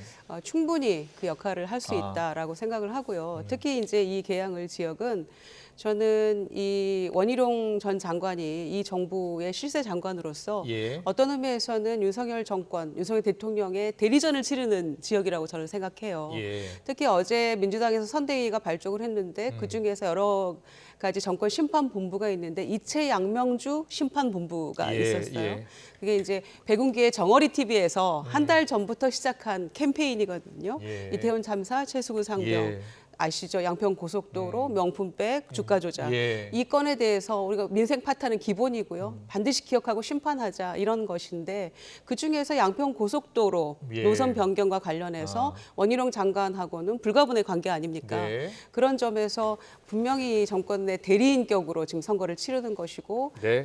이 부분에 있어서 이제 서서히 다시 불타오르기 시작하는 정권 심판론으로 인해서 저는 뭐 크게 어렵지 않은 선거가 될 거다. 그러나 알겠습니다. 막판까지 최선을 다해야겠죠. 예. 두 번째 지역구 분당갑으로 가볼까요? 자, 안철수 후보, 이광재 후보, 네, 유호정 후보 이렇게 여론조사에 나타났는데 한번 보여주세요. 예, 36, 45, 2 이렇게 나왔거든요. 자, 경기 성남 분당갑. 계속해서 중성동갑도 보여주세요. 네, 윤희숙 후보, 전현희 후보가 맞붙는데요. 전현희 후보 35, 윤희숙 후보 31 이렇게 나오고 있습니다. 이 두 지역구도 뭐 격전지로 다 뽑고 있고요. 주목하고 있는 곳 아닙니까? 네. 예. 뭐 일단 그 안철수 후보가 예. 아직은 조금 차이를 두고 이기는 것 같은데 예. 사실 뭐 이광재 후보 이 여의도에서 유명한 전략가 아닙니까? 선거 예, 전략가. 예. 어떤 막판에 지금 치고 올라올 게 걱정인데. 네. 아마 이 분당 주민들께서도 이분들이 이재명, 원희룡만큼은 아니지만 예. 둘 다 나름 충분한 대권 후보가 될 수 있는 잠재력을 갖고 있다고 판단하실 것 같고요. 예. 저는 그 점에서 안철수 후보가 이광재 후보보다 압도적으로 대권 후보에 가깝다라는 것을 잘 어필한다면 저는 뭐 나름 큰 차이는 아니지만 충분히 낙승할 수 있다고 생각하고 여기서 하나 주목해서 볼 게 예. 유호정 후보의 소위 표심이 예. 어느 쪽으로 쏠릴 것이냐, 즉 소위 우리 국민의힘 쪽이냐 민주당 쪽이냐 어느 표를 더 갈라칠 것인가. 그게 저는 어디에서 굉장히 더 많이 뺏어올 것이냐. 관심입니다. 예. 예. 뭐 지금 그냥 얼핏 보기에는 예. 단순하게 민주당이 표를 좀 유호정 예. 그 후보가 뺏어오지 않을까 뭐 싶기는 한데 예. 저는 그렇게까지는 안 보고요. 개혁신당의 이준석 그렇죠. 대표잖아요. 이게 예. 개혁신당 그게 제가 드리는 말씀입니다. 예. 이준석의 개혁신당이기 때문에 예. 국민의힘 표를 빼앗을 수 있다. 이게 사실 저 한 지역구만 그런 게 아니고 여러 지역에도 나타날 수도 있거든요. 그렇죠. 예. 특히 뭐 이제 종로 같은 데에서도 금태섭 후보가 네. 개혁신당은 아니지만 같은 성향이기 때문에 그렇군요. 그래서 예. 저 지역에서 유호정 후보의 표심도 중요할 것 같습니다. 계속해서 중성동갑도 분석해 주세요. 중성동갑 원래 임종석 전 실장이 예. 공천 신청을 했지만 이제 전략 지역구로 선정이 되면서 전현희 전 의원 국민권익위원장이 공천을 받았어요. 35, 31. 저 지역구도 상당히 주목이 되는 곳이에요. 사실 저희 당으로서는 약간 쇼크를 받았습니다. 어떤 점에서요? 이준석 후보가 워낙 예. 이제 압도적인 자질과 역량을 갖고 있고 국민적인 뭐 예. 호응도 굉장히 높다라고 판단했었는데 전현희 후보가 여기에서 원래 그 밭을 갈았던 사람도 아닌데 예. 오히려 좀 앞서게 나오니까 저희가 좀 당황스러운 건 사실입니다. 다만 윤희숙 의원도 저 지역에 간 지 얼마 안 됐기 때문에 결국 승부는 두 분 다 여성이지만 정말 현장에서 백병전하면서 바닥에서 표를 얼마나 많이 모을 수 있느냐 그런 백병전이 되지 않을까 싶습니다. 자, 김희정 의원도 하나하나 분석을 해주시죠. 자, 분당갑 안철수, 이광재, 유호정. 자. 예, 분당갑은 안철수 대 이광재, 이광재 대 안철수. 네. 이 지역은 잠재적 대권 후보 간의 경쟁이라고 볼 수 있겠죠. 그렇죠. 예. 예. 그리고 분당갑의 경우에는 지난 21대 총선에서 아까 말씀 나눴던 대로 수도권에 민주당이 압승했던 때도 이쪽은 김은혜 후보가 이겼던 지역입니다. 아, 그 당시 때요. 당시 이겼고 이제 경기도지사 나가면서 그 자리가 이제 재보궐선거를 통해서 안철수 후보가 들어간 자리잖아요. 그렇죠. 그렇네요. 예. 그래서 지금 이제 안철수 후보는 재선 도전이고 분당갑에서 이제 수성을 해야 되는 그런 입장이잖아요. 이제 그런 거에 대비해서는 이광재 후보가 상당히 선전하고 있다. 선전하고 있는 것이다. 예. 그렇게 일단 보고요. 계시고요. 예. 그리고 이제 중성동갑은요? 중성동갑은 윤희숙 그 후보가 사실 임종석 후보가 될 거를 염두에 두고 그랬겠죠? 운동권 대운동권 예. 후보에 대한 전략을 짰다가 아마 전략을 전면 수정했을 거예요. 예. 그리고 두 사람 다 전현희, 윤희숙 후보 전부 다 이 중성동 갑에는 사실은 이제 처음 뛰어드는 지역이잖아요. 예. 윤희숙 의원은 서초갑이었고 전현희 의원은 강남을에서 뭐 민주당에서 굉장히 역사를 쓴 인물이죠. 근데 권익위원장 시절에 약간의 악연이 있지 않습니까? 부친의 농지법 위반 윤희숙 의원의 그리고 주민등록법 위반 관련해서 권익위에서 이제 이런 뭔가 그 판단을 내린 그런 부분이 있어서 아마 전문가 대 전문가 그렇네요. 예, 그런 대결이어서 굉장히 주목도가 높은데 2000년 이후 선거에서 18대를 제외하고는 민주당이 전부 다 승리를 했거든요. 그래서 저희가 뭐 가봐야지 되겠습니다만은 이 지역도 민주당의 텃밭 중에 하나로 보고 있어서 전현희 후보가 선전하길 기대합니다. 궁금한 점, 임종석 전 실장이 백의종 군을 선언했는데 전현희 후보를 적극 지원할 것 같습니까? 어떻습니까? 백의종 군 선언하고 당에 잔류한 것만으로도 엄청난 힘이에요. 예, 만약에 우리가 절반쯤 예상했던 대로 뛰쳐나갔으면 정말 굉장히 상상하기 싫은 상황이잖아요. 전현희 의원은 선대위원장 맡아줬으면 좋겠다라고 한 것 같던데. 네, 저도 뭐 기대해 보겠습니다. 예, 알겠습니다. 그 바로 옆 지역구죠. 중성동 을 지역도 굉장히 관심이었잖아요. 네, 거기에 이제 이해운 전 의원 또 하태경 의원이 결선에서 맞붙었는데 이해운 전 의원이 공천을 받았죠. 자, 두 사람의 목소리 듣고서 계속해서 토론 이어가겠습니다.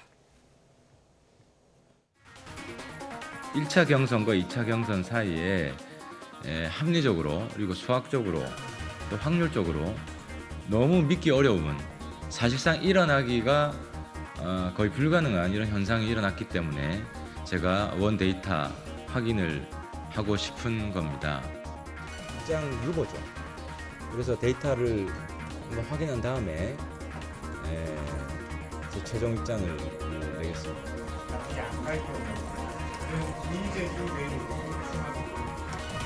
그때 가서 얘기합시다. 사회과학을 좀 더 배우셔야 된다는 생각을 했어요. 너무나 당연한 게 눈에 보이는 게 그렇게 자명한 게 왜 눈에 안 보이실까? 왜냐하면 이제 하태경 의원은 늘 대통령을 공격하시고 대통령을 지지하는 사람들 입장에서는 표가 가기가 어려운 후보예요. 국힘 지지자 위주의 경선이에요. 그럼 국힘 지지자 위주면은 다 대통령을 지키고 싶어하는 사람들이고 대통령을 지키고 싶어하는 사람 위주의 경선이기 때문에 이영 후보를 지지했던 사람들은 하태경 후보를 찍기가 어렵죠. 자, 전현직 3선 의원 간 맞대결이 펼쳐진 서울 중성동 을이요. 자, 이해운 전 의원이 하태경 현역 의원을 꺾고서 후보로 확정됐습니다. 먼저 예상하셨어요? 저 예상 못했습니다. 하태경 의원이 될 것이라고 예상하셨나요? 예, 사실 그랬어요. 여성 후보가 굉장히 없는데 또 이해운 후보 되신 거는 축하드릴 일입니다만은 왜냐하면 하태경 후보가 누구보다도 먼저 그 부산 텃밭에서 불출마 선언을 그랬죠. 하고 또 종로에서 또 당이 또 이제 뭔가 조율은 있었겠죠. 갔던 지역이 중구 성동 을이었기 때문에 저는 그래도 어느 정도는 그 공천의 가능성이 조금 더 높지 않았나 이렇게 생각했는데 예상 외의 결과였어요. 예상 외의 결과였다. 본인이 가장 놀랐겠죠. 뭐 충격도 컸을 거고요. 예. 뭐 하태경 의원이 지금 뭐 여러 가지 다시 한번 다 데이터를 다 달라 뭐 이렇게 요구를 하고 있는 것 같아요. 일단 결과를 떠나서 저희 당으로서는 정말 엄청난 손실입니다. 엄청난 사실 손실이다. 저 세 사람 다 하태경, 이해운, 이영 전 장관이요. 다 다른 지역구 따로따로 보내서 총선에 내보냈어야 되는 이영 전 장관까지 사람들이거든요. 원래 3명에서 붙었는데 이영 전 장관이 떨어지고 두 사람이 결선 갔고 결선에서 이해운 전 의원이 된 거예요? 일단 저는 뭐 하태경 의원이 떨어지리라고는 생각도 못했습니다. 하태경 의원하고 저 뭐 가장 친한 친구 중에 하나인데 일단 결과가 이렇게 나왔고 저는 하태경 의원이 당장 속상하고 화나서 저러시는데 절대 그러지 않으시리라고 믿습니다. 뭐 단순히 그냥 정치를 같이 했던 동료나 친구로서 얘기하는 게 아니라 지금은 이런 상황에서 정말로 선당우사가 뭔지 우리 같이 3선 의원 했던 사람으로서 꼭 얘기를 하고 싶고 다만 이 지역이 정말 만만치 않기 때문에 현역 의원은 박성전 의원이 이제 공천 받았습니다. 민주당. 그래서 지금 이렇게 혼란상을 보이는 순간 사실 저희가 이길 수 없어요. 그래서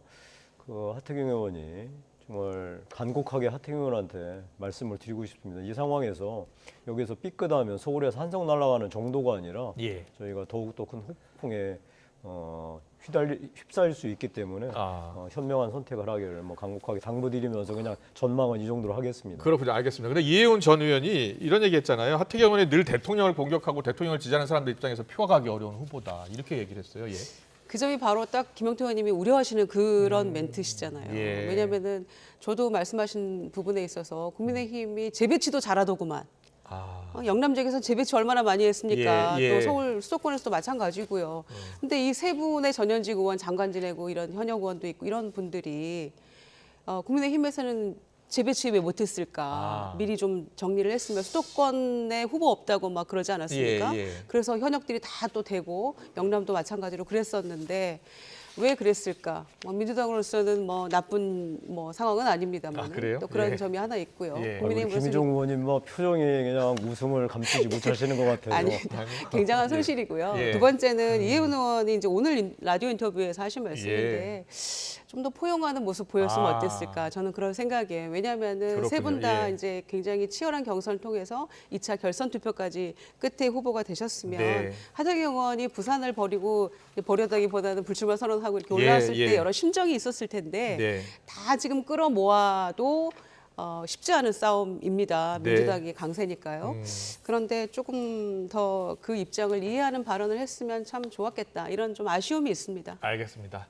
민주당 공천 이야기 해보겠습니다. 박영진 의원이 이제 최종 탈락했고 재심 신청을 했고요. 그리고 비명계 송갑석 의원, 도정환 의원이 이제 고배를 마셨어요. 현역 의원.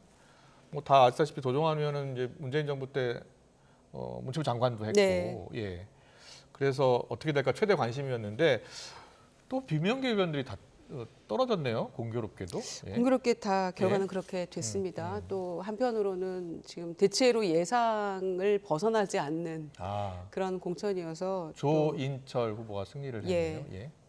홍갑석 그런 후보는 결론인데요. 그래서 예. 당원들은 또 특히 이제 당원 반, 국민 반 예. 이렇게 경선을 치르게 되는데 국민 경선 50%에도 굉장히 정치적인 고관여층, 민주당에 굉장히 관심 많은 분들이 아마 참여하는 경선이 될 거기 때문에 아무래도 정권에 조금 맞서서 제대로 싸우는 후보, 이런 후보를 기대했던 심리가 작용한 게 아닌가 생각합니다. 근데 그게 이제 작용을 한다 하더라도 그러기엔 너무나 이제 그 친명계 일색으로 또 후보들이 많이 되다 보니까 이 부분에 있어서는 저는 이제 안타까움이 좀 있고요. 김부겸 선대위원장이 아마 여러 가지 얘기하면서 했던 말씀에서는 모든 게 녹아 있다고 생각합니다. 그러니까 투명성이나 공개성, 또 그런 측면에서 공천 과정의 파열음, 또 당원이나 국민들 실망시켜드린 부분에 대해서 이제 또 사과도 하고 우리가 함께 다독거리면서 이제 친명, 친문 없이 함께 가자. 그 말씀에 다 녹아 있다고 생각하고요. 박영준 의원도 오늘 이제 사실 지난 그 21대에서 조금박해라고 불리는 조홍천 의원 또 금태섭 의원 등이 거봐 함께 하자 이렇게 이제 박용진 의원한테 러브콜 보냈어요. 제안했지만 그거는 정중히 거절을 했고요.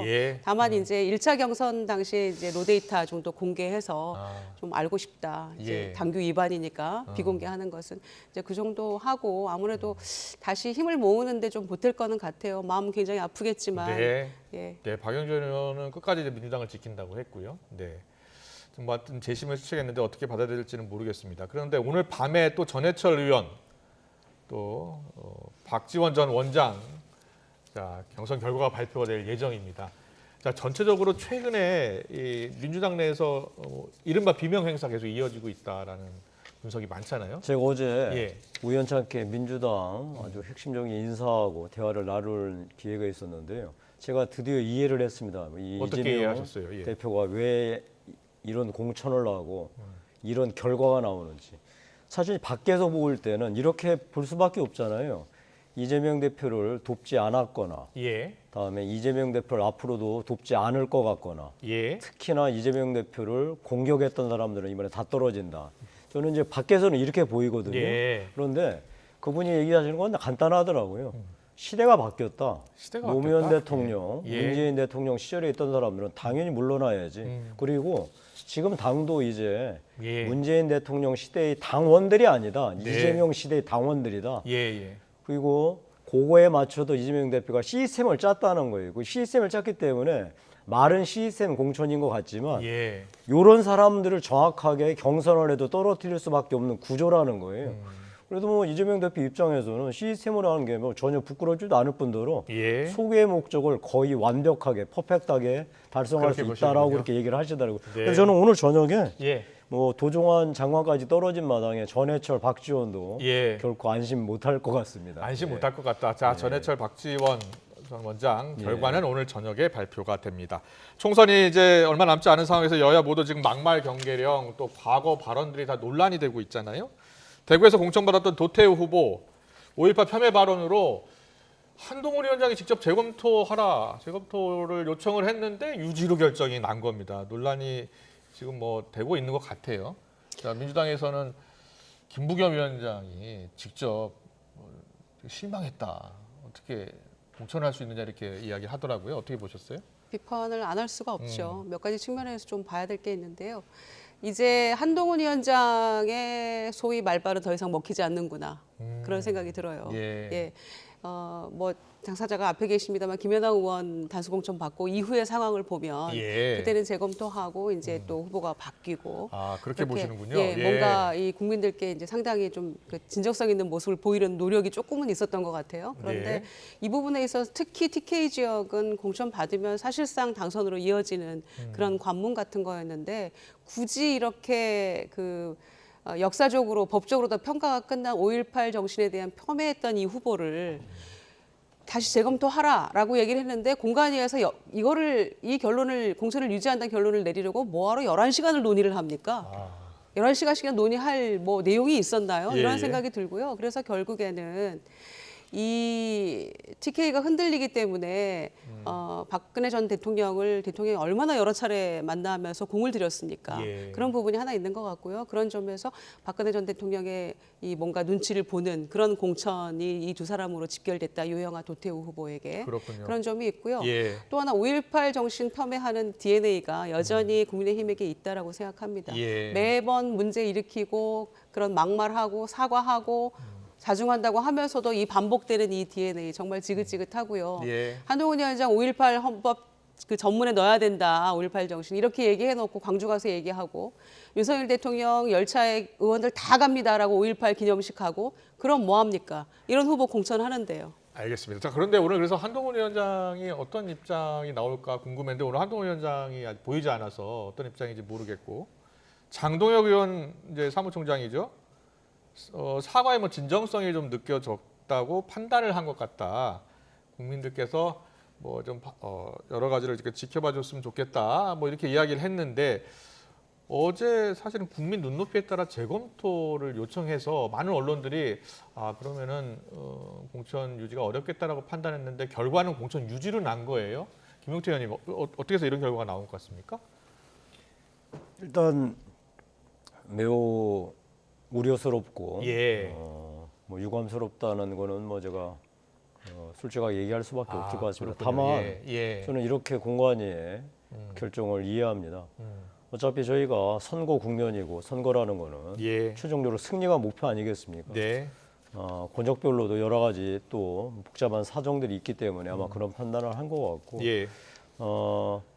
또 저 도태우 후보가 이렇게 또 과거형에서 머무르는 게 아니라 현재형에서 진솔한 사과를 했기 때문에 공관위도 받아들인 것 같은데 결국은 뭐 국민들 선택의 몫이겠죠. 저는 공관위가 여러 가지 전략적인 판단 사실 뭐 제가 지금 간 지역 같은 경우에도 공천이 됐다가 취소됐던 게 고양시 전체 내석을 통으로 묶는 전략 차원에서 후보가 교체된 상황이기 때문에 공관위가 두루두루 전략적 판단을 하고 있는 것 같습니다. 네, 과거 발언이 계속 논란이 되는데 장해찬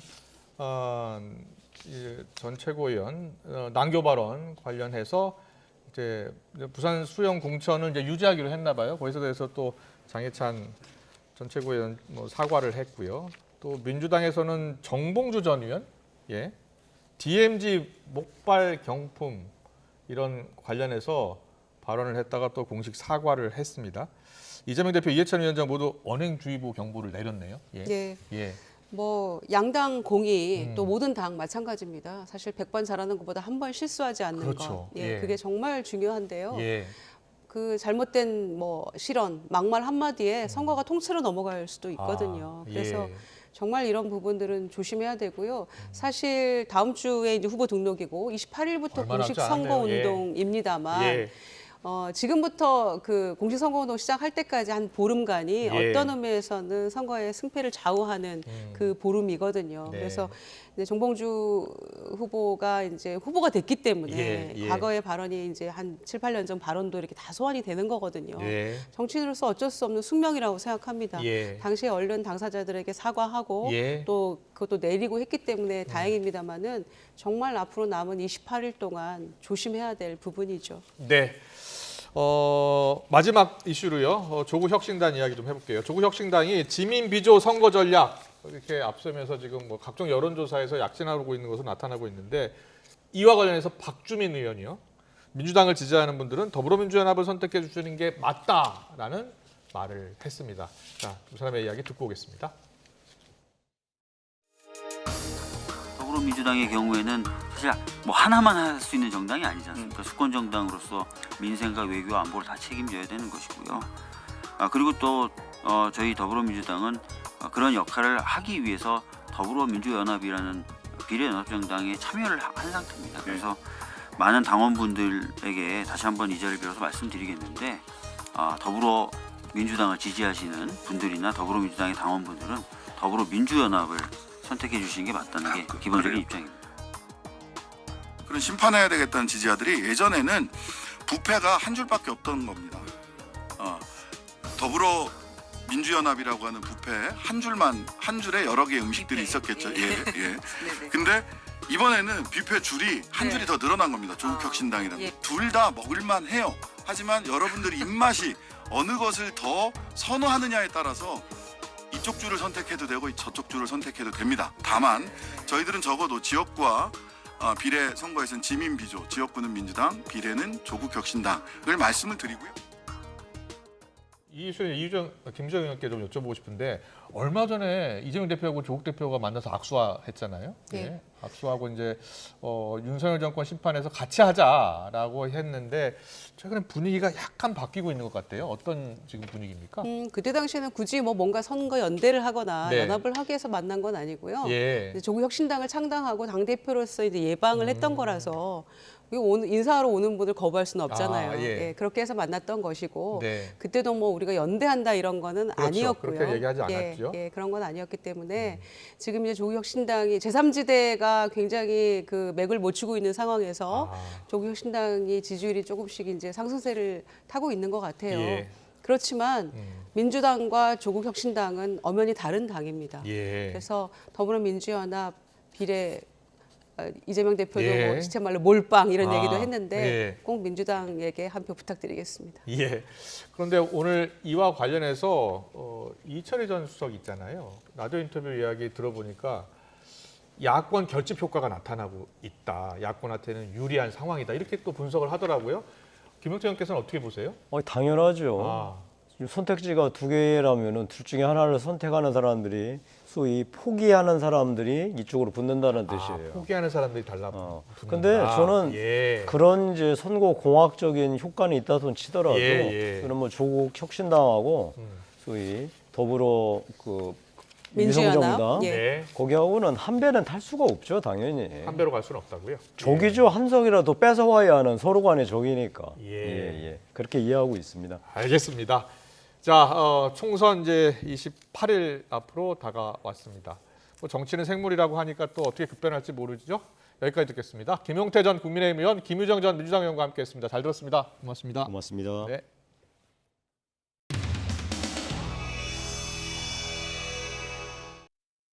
이틀막 민주 파괴 못 살겠다. 심판하자, 심판하자, 심판하자. 이해찬 전 대표님과 김부겸 전 총리님을 필두로 민주당이 가진 모든 역량이 총집결했습니다.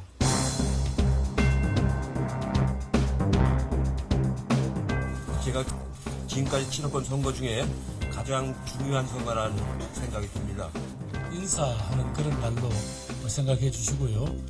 복잡하고 어렵고 미묘한 질문을 안 해주시는 게 서로에 대해서 서로 이제 이낙연 대표와 이재명 대표가 만나시고 좀 통합 노력이나 또 공천 과정이 좀 적절했다고 보시는지. 지나가는 한 과정은 이제 끝났다고 이제 보여지고요. 지금 그걸 갖고 다시 무슨 얘기를 할 그 기회는 아닌 것 같은데요. 지지층들이 실망을 해서 조국당으로 분석도 있는데 그 점에 대해서. 뭐 글쎄 이제 그동안 여러 언론들께서 열심히 보도해 주신 덕분에 국민과 당원들이 조금 많이 이번 선거의 성격에 대해서 한 번 더 호소를 드리는 게 우선 저희들의 1차 작업인 것 같고요. 이해찬 대표님은 수도권 선거의 다 귀신이시니까 조금 더 시간이 지나면 진면목을 보게 되실 겁니다.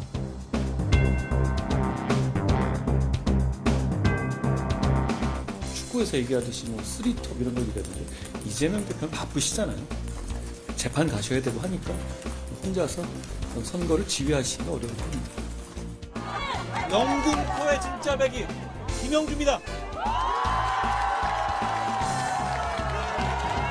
저는 원래 김영주 의원을 잘 모릅니다. 그렇지만 제가 법무부 장관으로서 일하는 동안 당과 진영을 초월해서 합리적인 정치인을 한 명 봤습니다. 그게 바로 김영주였습니다.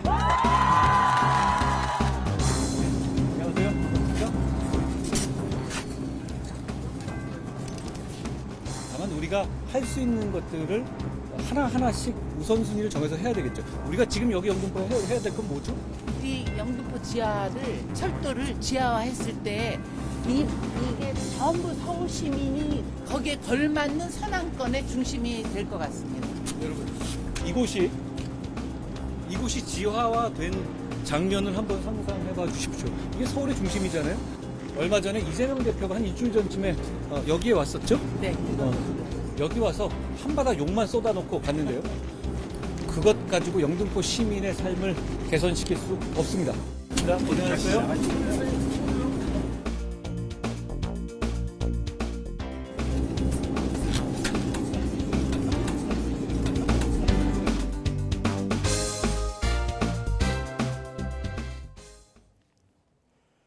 해병대 순직 사건 수사 외압 의혹으로 수사를 받다가 출국한 이종섭 주 호주 대사가 현지 시간 12일 오후 호주 정부에 신임장 사본을 내고 공식 활동을 시작했습니다. 외교부는 이 대사가 호주 측의 요청으로 아서스피로 호주 외교통상부 의전장을 면담하고 신임장 사본을 제출했다고 밝혔습니다. 신임장은 공식 업무 시작에 앞서 정본을 제출하는 게 관례지만 사본을 먼저 낸 뒤 업무를 시작하기도 합니다. 고위공직자 범죄수사처가 이종섭 주 호주대사 출국금지 해제 논란과 관련한 고발 사건을 최상병 수사 외압 의혹 수사팀에 배당했습니다. 수사 자본은 국방부 장관이던 이 대사 등이 채모 상병 사망 사건에 대한 해병대 조사단의 경찰 이첩 자료를 회수하라고 지시하는 등 부당한 외압을 행사했다는 의혹을 수사하고 있습니다. 이 대사가 최상병 사건의 주요 피의자인 만큼 수사의 연속성을 고려해서 같은 부서에 사건을 배당한 걸로 해석됩니다. 호주 교민단체가 이종섭 주 호주 대사 임명은 최상병 사망 사건 수사 외압 의혹 수사를 방해하기 위한 거라며 사퇴를 촉구했습니다. 시드니 촛불 행동은 오늘 캔버라에 있는 주 호주 대사관 앞에서 집회를 열고 이전 국방부 장관을 대사로 임명한 건 핵심 피의자를 외국으로 빼돌려 수사를 방해하려는 꼼수에 불과하다며 국민 누구도 납득할 수 없는 부적절한 인사라고 규탄했습니다. 또 윤석열 정권이 거짓으로 사건을 은폐하고 관련자를 비호해 최상병이 사망한 지 반년이 넘도록 진실이 규명되지 않았다며 국정조사와 특검이 필요하다고 주장했습니다. 한덕수 국무총리는 고위공직자 범죄수사처 수사를 받는 이종섭 전 국방부 장관이 주 호주 대사로 부임하며 논란이 이어지는 것과 관련해 사법 절차 진행에는 차질이 없을 거라고 강조했습니다. 다만 수사를 기다리기 위해 외교 조치를 하지 않는 것은 맞지 않는다고 덧붙였는데요. 직접 들어보겠습니다. 우리나라에서 공식을 가진 사람이 이런 수사를 하고 있는데 외국에 대사로 나갔다고 안 들어온다? 그거는 있을 수가 없는 일이죠. 그런데 뭐 일부 언론을 보니까 굉장히 그런 쪽에 대해서 막 네거티브하게 썼던데 전혀 그거는 그런 일은 있을 수가 없습니다. 대사 같은 공직을 가진 분이 그런 어쨌든 우리나라의 그런 사법 프로세스가 진행되는 데 대해서는 항상 응할 거고 진행에 차질이 없도록 그렇게 할 겁니다. 기다리느라고 해야 되는 외교적인 조치를 안 하는 거는 저는 그건 좀 안 맞는 것 같습니다. 경남 통영시 육지도 해상에서 전복된 어선의 실종 선원 5명을 찾기 위한 닷새째 수색 작업과 함께 사고 원인 규명을 위한 합동 감식이 시작됐습니다. 통영해양경찰서와 국립과학수사연구원 등은 오늘 오전부터 인양된 선체의 결함 여부 등을 확인하는 합동 감식을 벌이고 있습니다. 사고 해역에선 해경 경비함정 등 선박 30여 척과 항공기 3기가 도관돼 닷새째 수색이 이루어지고 있습니다. 국토교통부가 한 달 전 새롭게 도입한 차세대 실거래가 공개 시스템에 잘못된 부동산 가격 정보가 공개되면서 혼란을 빚는 일이 발생했습니다. 국토부의 실거래가 정보를 활용한 부동산 정보 앱에는 지난 1월 23일 신고된 서울 마포구 아파트의 전용 면적 59제곱미터의 매매 가격이 18억 5천만 원으로 기록돼 있지만 실제로는 84제곱미터 매매가가 잘못 등재된 걸로 확인됐습니다. 국토부는 시스템 전환 초기에 수기로 직접 물건 정보를 입력해서 건축물 대장 정보가 연계되지 않아 일부 오류가 발생했다고 설명했습니다. 또 수기로 입력할 때 시스템상 물건 정보와 실제 정보 오류를 최소화할 수 있도록 즉시 보완하고 실거래가가 정확하게 공개될 수 있도록 검증 절차를 강화하겠다고 강조했습니다. 은퇴한 고령자와 저소득층을 현혹해 수백억 원대 피해를 준 기획부동산과 알박기 투기로 세금을 탈루한 악의적 부동산 탈세 혐의자 96명이 세무조사를 받게 됩니다. 재개발 지역 내 무허가 주택을 취득한 뒤 고가에 다시 팔면서 양도차익을 신고하지 않은 사례도 있었습니다. 보도에 오인석 기자입니다. 경기 남부 지역의 농지와 임야입니다. 기차역에서 멀리 떨어져 있는 데다 근처에 철길도 있어 투자 가치가 없는 맹지입니다. 기획부동산은 경매 등을 통해 이 농지와 임야를 저가에 사들인 후 취득가의 3배에 달하는 가격으로 지분을 쪼개 되팔았습니다. 큰 돈을 벌 수 있다는 허위 과장 광고로 현혹했고 피해는 은퇴 고령자와 연소득이 최저 생계비에도 못 미치는 저소득층에서 속출했습니다.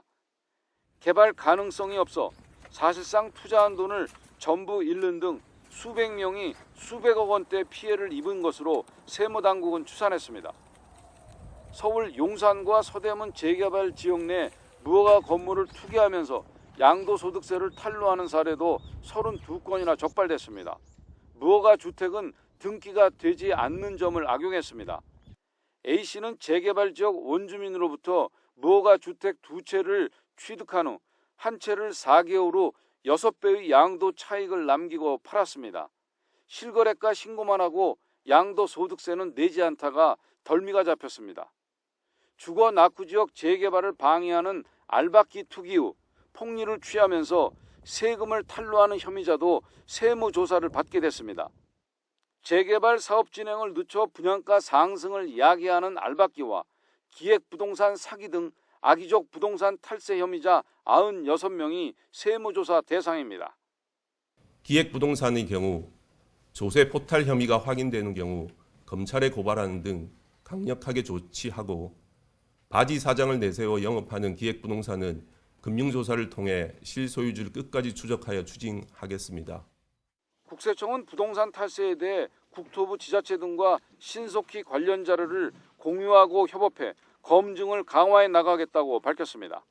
YTN 오인석입니다. 온라인 쇼핑 플랫폼 쿠팡의 이른바 블랙리스트 의혹을 최초로 제기한 공익 제보자가 신원을 공개하고 직접 기자회견에 나와 의혹에 대해 설명했습니다. 제보자 김준호 씨는 오늘 기자회견에서 자신이 쿠팡의 물류 자회사인 쿠팡 풀밀먼트에서 채용 관련 업무를 할 당시 사원평정이란 이름의 블랙리스트 존재를 확인했다고 밝혔습니다. 사원평정으로 분류된 사람은 채용되지 않았는데 대상자 중에는 방송국 작가나 기자 등도 있어서 블랙리스트란 사실을 알게 됐다고 말했습니다.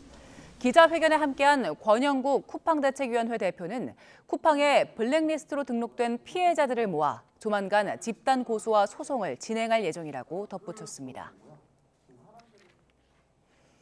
이제부터 스마트폰이나 카드를 놓고 나왔더라도 얼굴만 보여주면 결제를 할 수 있게 됐습니다. 지문 인식에 이어 이제는 AI 얼굴 인식 기술이 간편 결제 시스템에 도입돼 있기 때문인데요. 첫 상용화 현장에 엄윤주 기자가 다녀왔습니다. 점심시간을 맞아 학생 식당 무인 단말기 앞이 학생들로 북적입니다. 투입기에 카드나 스마트폰 대신 얼굴을 대니 주문한 메뉴의 결제까지 빠르게 진행됩니다. AI 얼굴 인식 기술을 도입한 간편 결제 시스템이 이곳에서 처음으로 상용화된 겁니다. 카드나 핸드폰 없이 그냥 얼굴 인식으로 바로 빠르게 결제를 할 수 있어서 편리했고 카드 지갑을 두고 왔을 때나 핸드폰 배터리가 없을 때 결제를 할 수 있어서 편리한 것 같습니다. 전에 지갑을 두고 와서 학식을 못 먹은 적이 있었는데요. 이제 지갑이 없어도 결제할 수 있어서 너무 편리할 것 같아요. 방법도 간단합니다. 미리 앱을 통해 얼굴을 등록하기만 하면 끝입니다. 대신 다른 누군가가 나인 척 내 얼굴 정보를 악용하는 건 원천 차단했습니다. 실제 얼굴이 아닌 사진으로 결제를 해보겠습니다.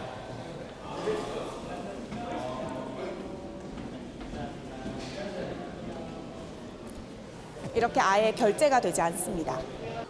전용기기로 확인된 얼굴과 사용자 개개인의 특징값으로 저장한 정보를 빠르게 대조해 식별할 수 있기 때문입니다.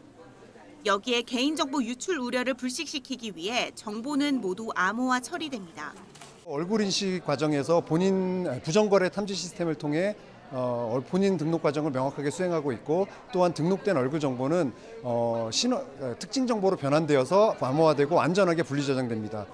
이처럼 우리 삶 곳곳에서 간편 결제 시스템이 통용되면서 결제 방식은 갈수록 진화하고 있습니다. 지문과 홍채, 목소리부터 정맥까지 날로 고도화되는 양상입니다. 현금을 사용하는 데 있어서 여러 가지 분실 위험도 있고 그다음에 현금은 위조의 가능성도 있고 여러 불편한 점이 많기 때문에 간편 결제 시스템이 도입되는 것은 일종의 기술 혁신이거든요. 현금 없는 사회로의 전환 속도가 더욱 빨라지고 있는 가운데 간편 결제 시스템에 대한 업계 경쟁도 한층 더 치열해질 전망입니다. YTN 엄은주입니다. 블라디미르 푸틴 러시아 대통령은 북한이 자체적인 핵우산을 가지고 있고 러시아에 핵과 관련해 어떤 도움도 요청하지 않았다고 밝혔습니다. 푸틴 대통령은 대선을 앞두고 공개된 러시아 TV 방송과의 인터뷰에서 북한은 자체 핵우산을 보유하고 있다고 말했다고 로이터 통신이 전했습니다. 푸틴은 또 러시아는 군사기술적으로 항상 핵전쟁 준비가 돼 있다고도 주장했습니다. 미국 대선에 대해서는 누가 차기 대통령이 되든 협력하겠다면서 러시아 대선 개입 시도에는 경고 메시지를 보냈습니다. 지난달 사망한 러시아 반정부 운동가 알렉세이 나발리의 최측근인 레오니드 볼코프가 리투아니아에서 괴한의 습격을 당했습니다. 미국 CNN 방송과 AFP 통신 등은 현지 시간 12일 볼코프가 집 밖에서 공격을 받았다며 눈에 최루가스를 뿌리고 망치로 공격했다고 나발리의 언론 담당관 말을 인용해 보도했습니다. 그는 볼코프가 어디에 살고 있는지 밝히지 않았지만 러시아 독립 언론인 미디어 조나는 그가 현재 리투아니아에 있다고 전했습니다. 빠르게 진화하는 인공지능이 인류를 멸종시킬 수준의 위협이 될 수 있다는 경고가 미국에서 나왔습니다. 미국 CNN 방송은 AI 정책 조언 등을 제공하는 민간 업체 글래드스톤 AI가 국무부의 의뢰를 받아 발표한 보고서가 이런 경고를 하고 있고 재앙을 피할 수 있는 시간이 얼마 남지 않은 만큼 시급히 개입해야 한다고 촉구하고 있습니다. 보고서는 기업들이 안전과 보안을 희생하며 AI 개발을 가속화하고 있는데 어느 시점이 되면 통제력을 잃고 세계 안보에 파괴적 결과를 초래할 수 있다고 지적했습니다. 특히 핵무기 도입을 연상시키는 방식으로 세계 안보를 불안정하게 할 가능성이 있다며 AI 군비 경쟁과 분쟁, 대량 살상 무기 규모의 치명적인 사고의 위험이 있다고 예상했습니다. 네, 이 시각 간추린 뉴스입니다. 오늘 오전 10시쯤 부산 좌천동 수정터널 출구 앞 부산 진역으로 이어지는 고가도로에서 4.5톤 트럭이 난간을 들이받았습니다. 이 사고로 트럭이 난간을 뚫고 나가다가 앞부분이 허공에 있는 상태로 위태롭게 멈췄습니다. 신고를 받고 출동한 119 구조대는 도로에서 차량 운전석으로 사다리를 놓고 운전자에게 안전장비를 채워 난간 안쪽으로 무사히 이동하게 했습니다. 로또에 당첨되게 해주겠다며 2억 원 넘는 돈을 굿 비용으로 뜯어낸 무속인에게 실형이 확정됐습니다. 대법원은 사기 혐의로 기소된 무속인 장 모 씨에게 징역 2년을 선고한 원심을 확정했습니다. 장 씨는 로또 복권에 당첨되려면 굿 비용이 필요하다며 2011년 11월부터 20여 차례에 걸쳐 현금 2억 4천만 원과 금 40돈을 받은 혐의로 기소됐습니다. 기독교 복음선교회 JMS 정명석 총재에게 성범죄를 당한 피해자 3명이 정 씨와 그의 동생 JMS 2인자로 불린 김 모 씨에게 모두 7억 5천만 원의 손해배상을 청구하는 소송을 제기했습니다. 경기도는 지난해 4월 인천 검단 신도시 아파트 지하주차장 붕괴 사고와 관련해 감리업체 컨소시엄에 대해 건설기술진흥법 위반으로 영업정지 6개월의 행정처분을 내렸다고 밝혔습니다. 컨소시엄 업체는 목양 건축사 사무소, 자명 ENG, 건축사 사무소 광장 등 3곳으로 영업정지는 다음 달 15일부터 10월 14일까지입니다. 서울대와 연세대, 고려대 법학전문대학원 합격자 대부분이 새 학교 출신으로 다양한 배경의 학생을 선발한다는 로스쿨 취지가 무색한 것으로 드러났습니다. 종로학원은 2020학년도부터 5년간 세 곳의 로스쿨 합격자 1,900여 명을 분석한 결과 서울대와 연세대, 고려대 졸업자가 86.4%였다고 밝혔습니다. 중국의 수도 베이징에 인접한 도시에서 가스 폭발로 추정되는 사고가 발생했습니다. 폭발 당시 영상을 보면 굉음과 함께 화염이 상가 전체를 뒤덮었고 주변 건물과 차량도 폭격을 맞은 것처럼 부서지고 불이 붙었습니다. 소방당국은 현장에서 진화와 함께 구조 작업을 벌이고 있는데 지금까지 1명이 숨지고 22명이 다친 걸로 전해졌습니다. 일본에서 처음으로 민간 기업 주도로 개발된 소형 로켓이 발사 직후 폭발했습니다. 일본 우주벤처 기업 스페이스원은 오늘 오전 11시쯤 와카야마현 남부 구시모토초에 있는 민간 로켓 발사장에서 카이로스 1호기를 쏘아 올렸지만 발사 수초 후에 공중에서 폭발했습니다. 스페이스원은 애초 카이로스 1호기 발사 50분 뒤 고도 500km에서 지구 궤도에 위성을 진입시킬 계획이었습니다. 오늘 낮 동안에는 맑은 하늘 아래 따스한 햇살이 내리쬐고 있습니다.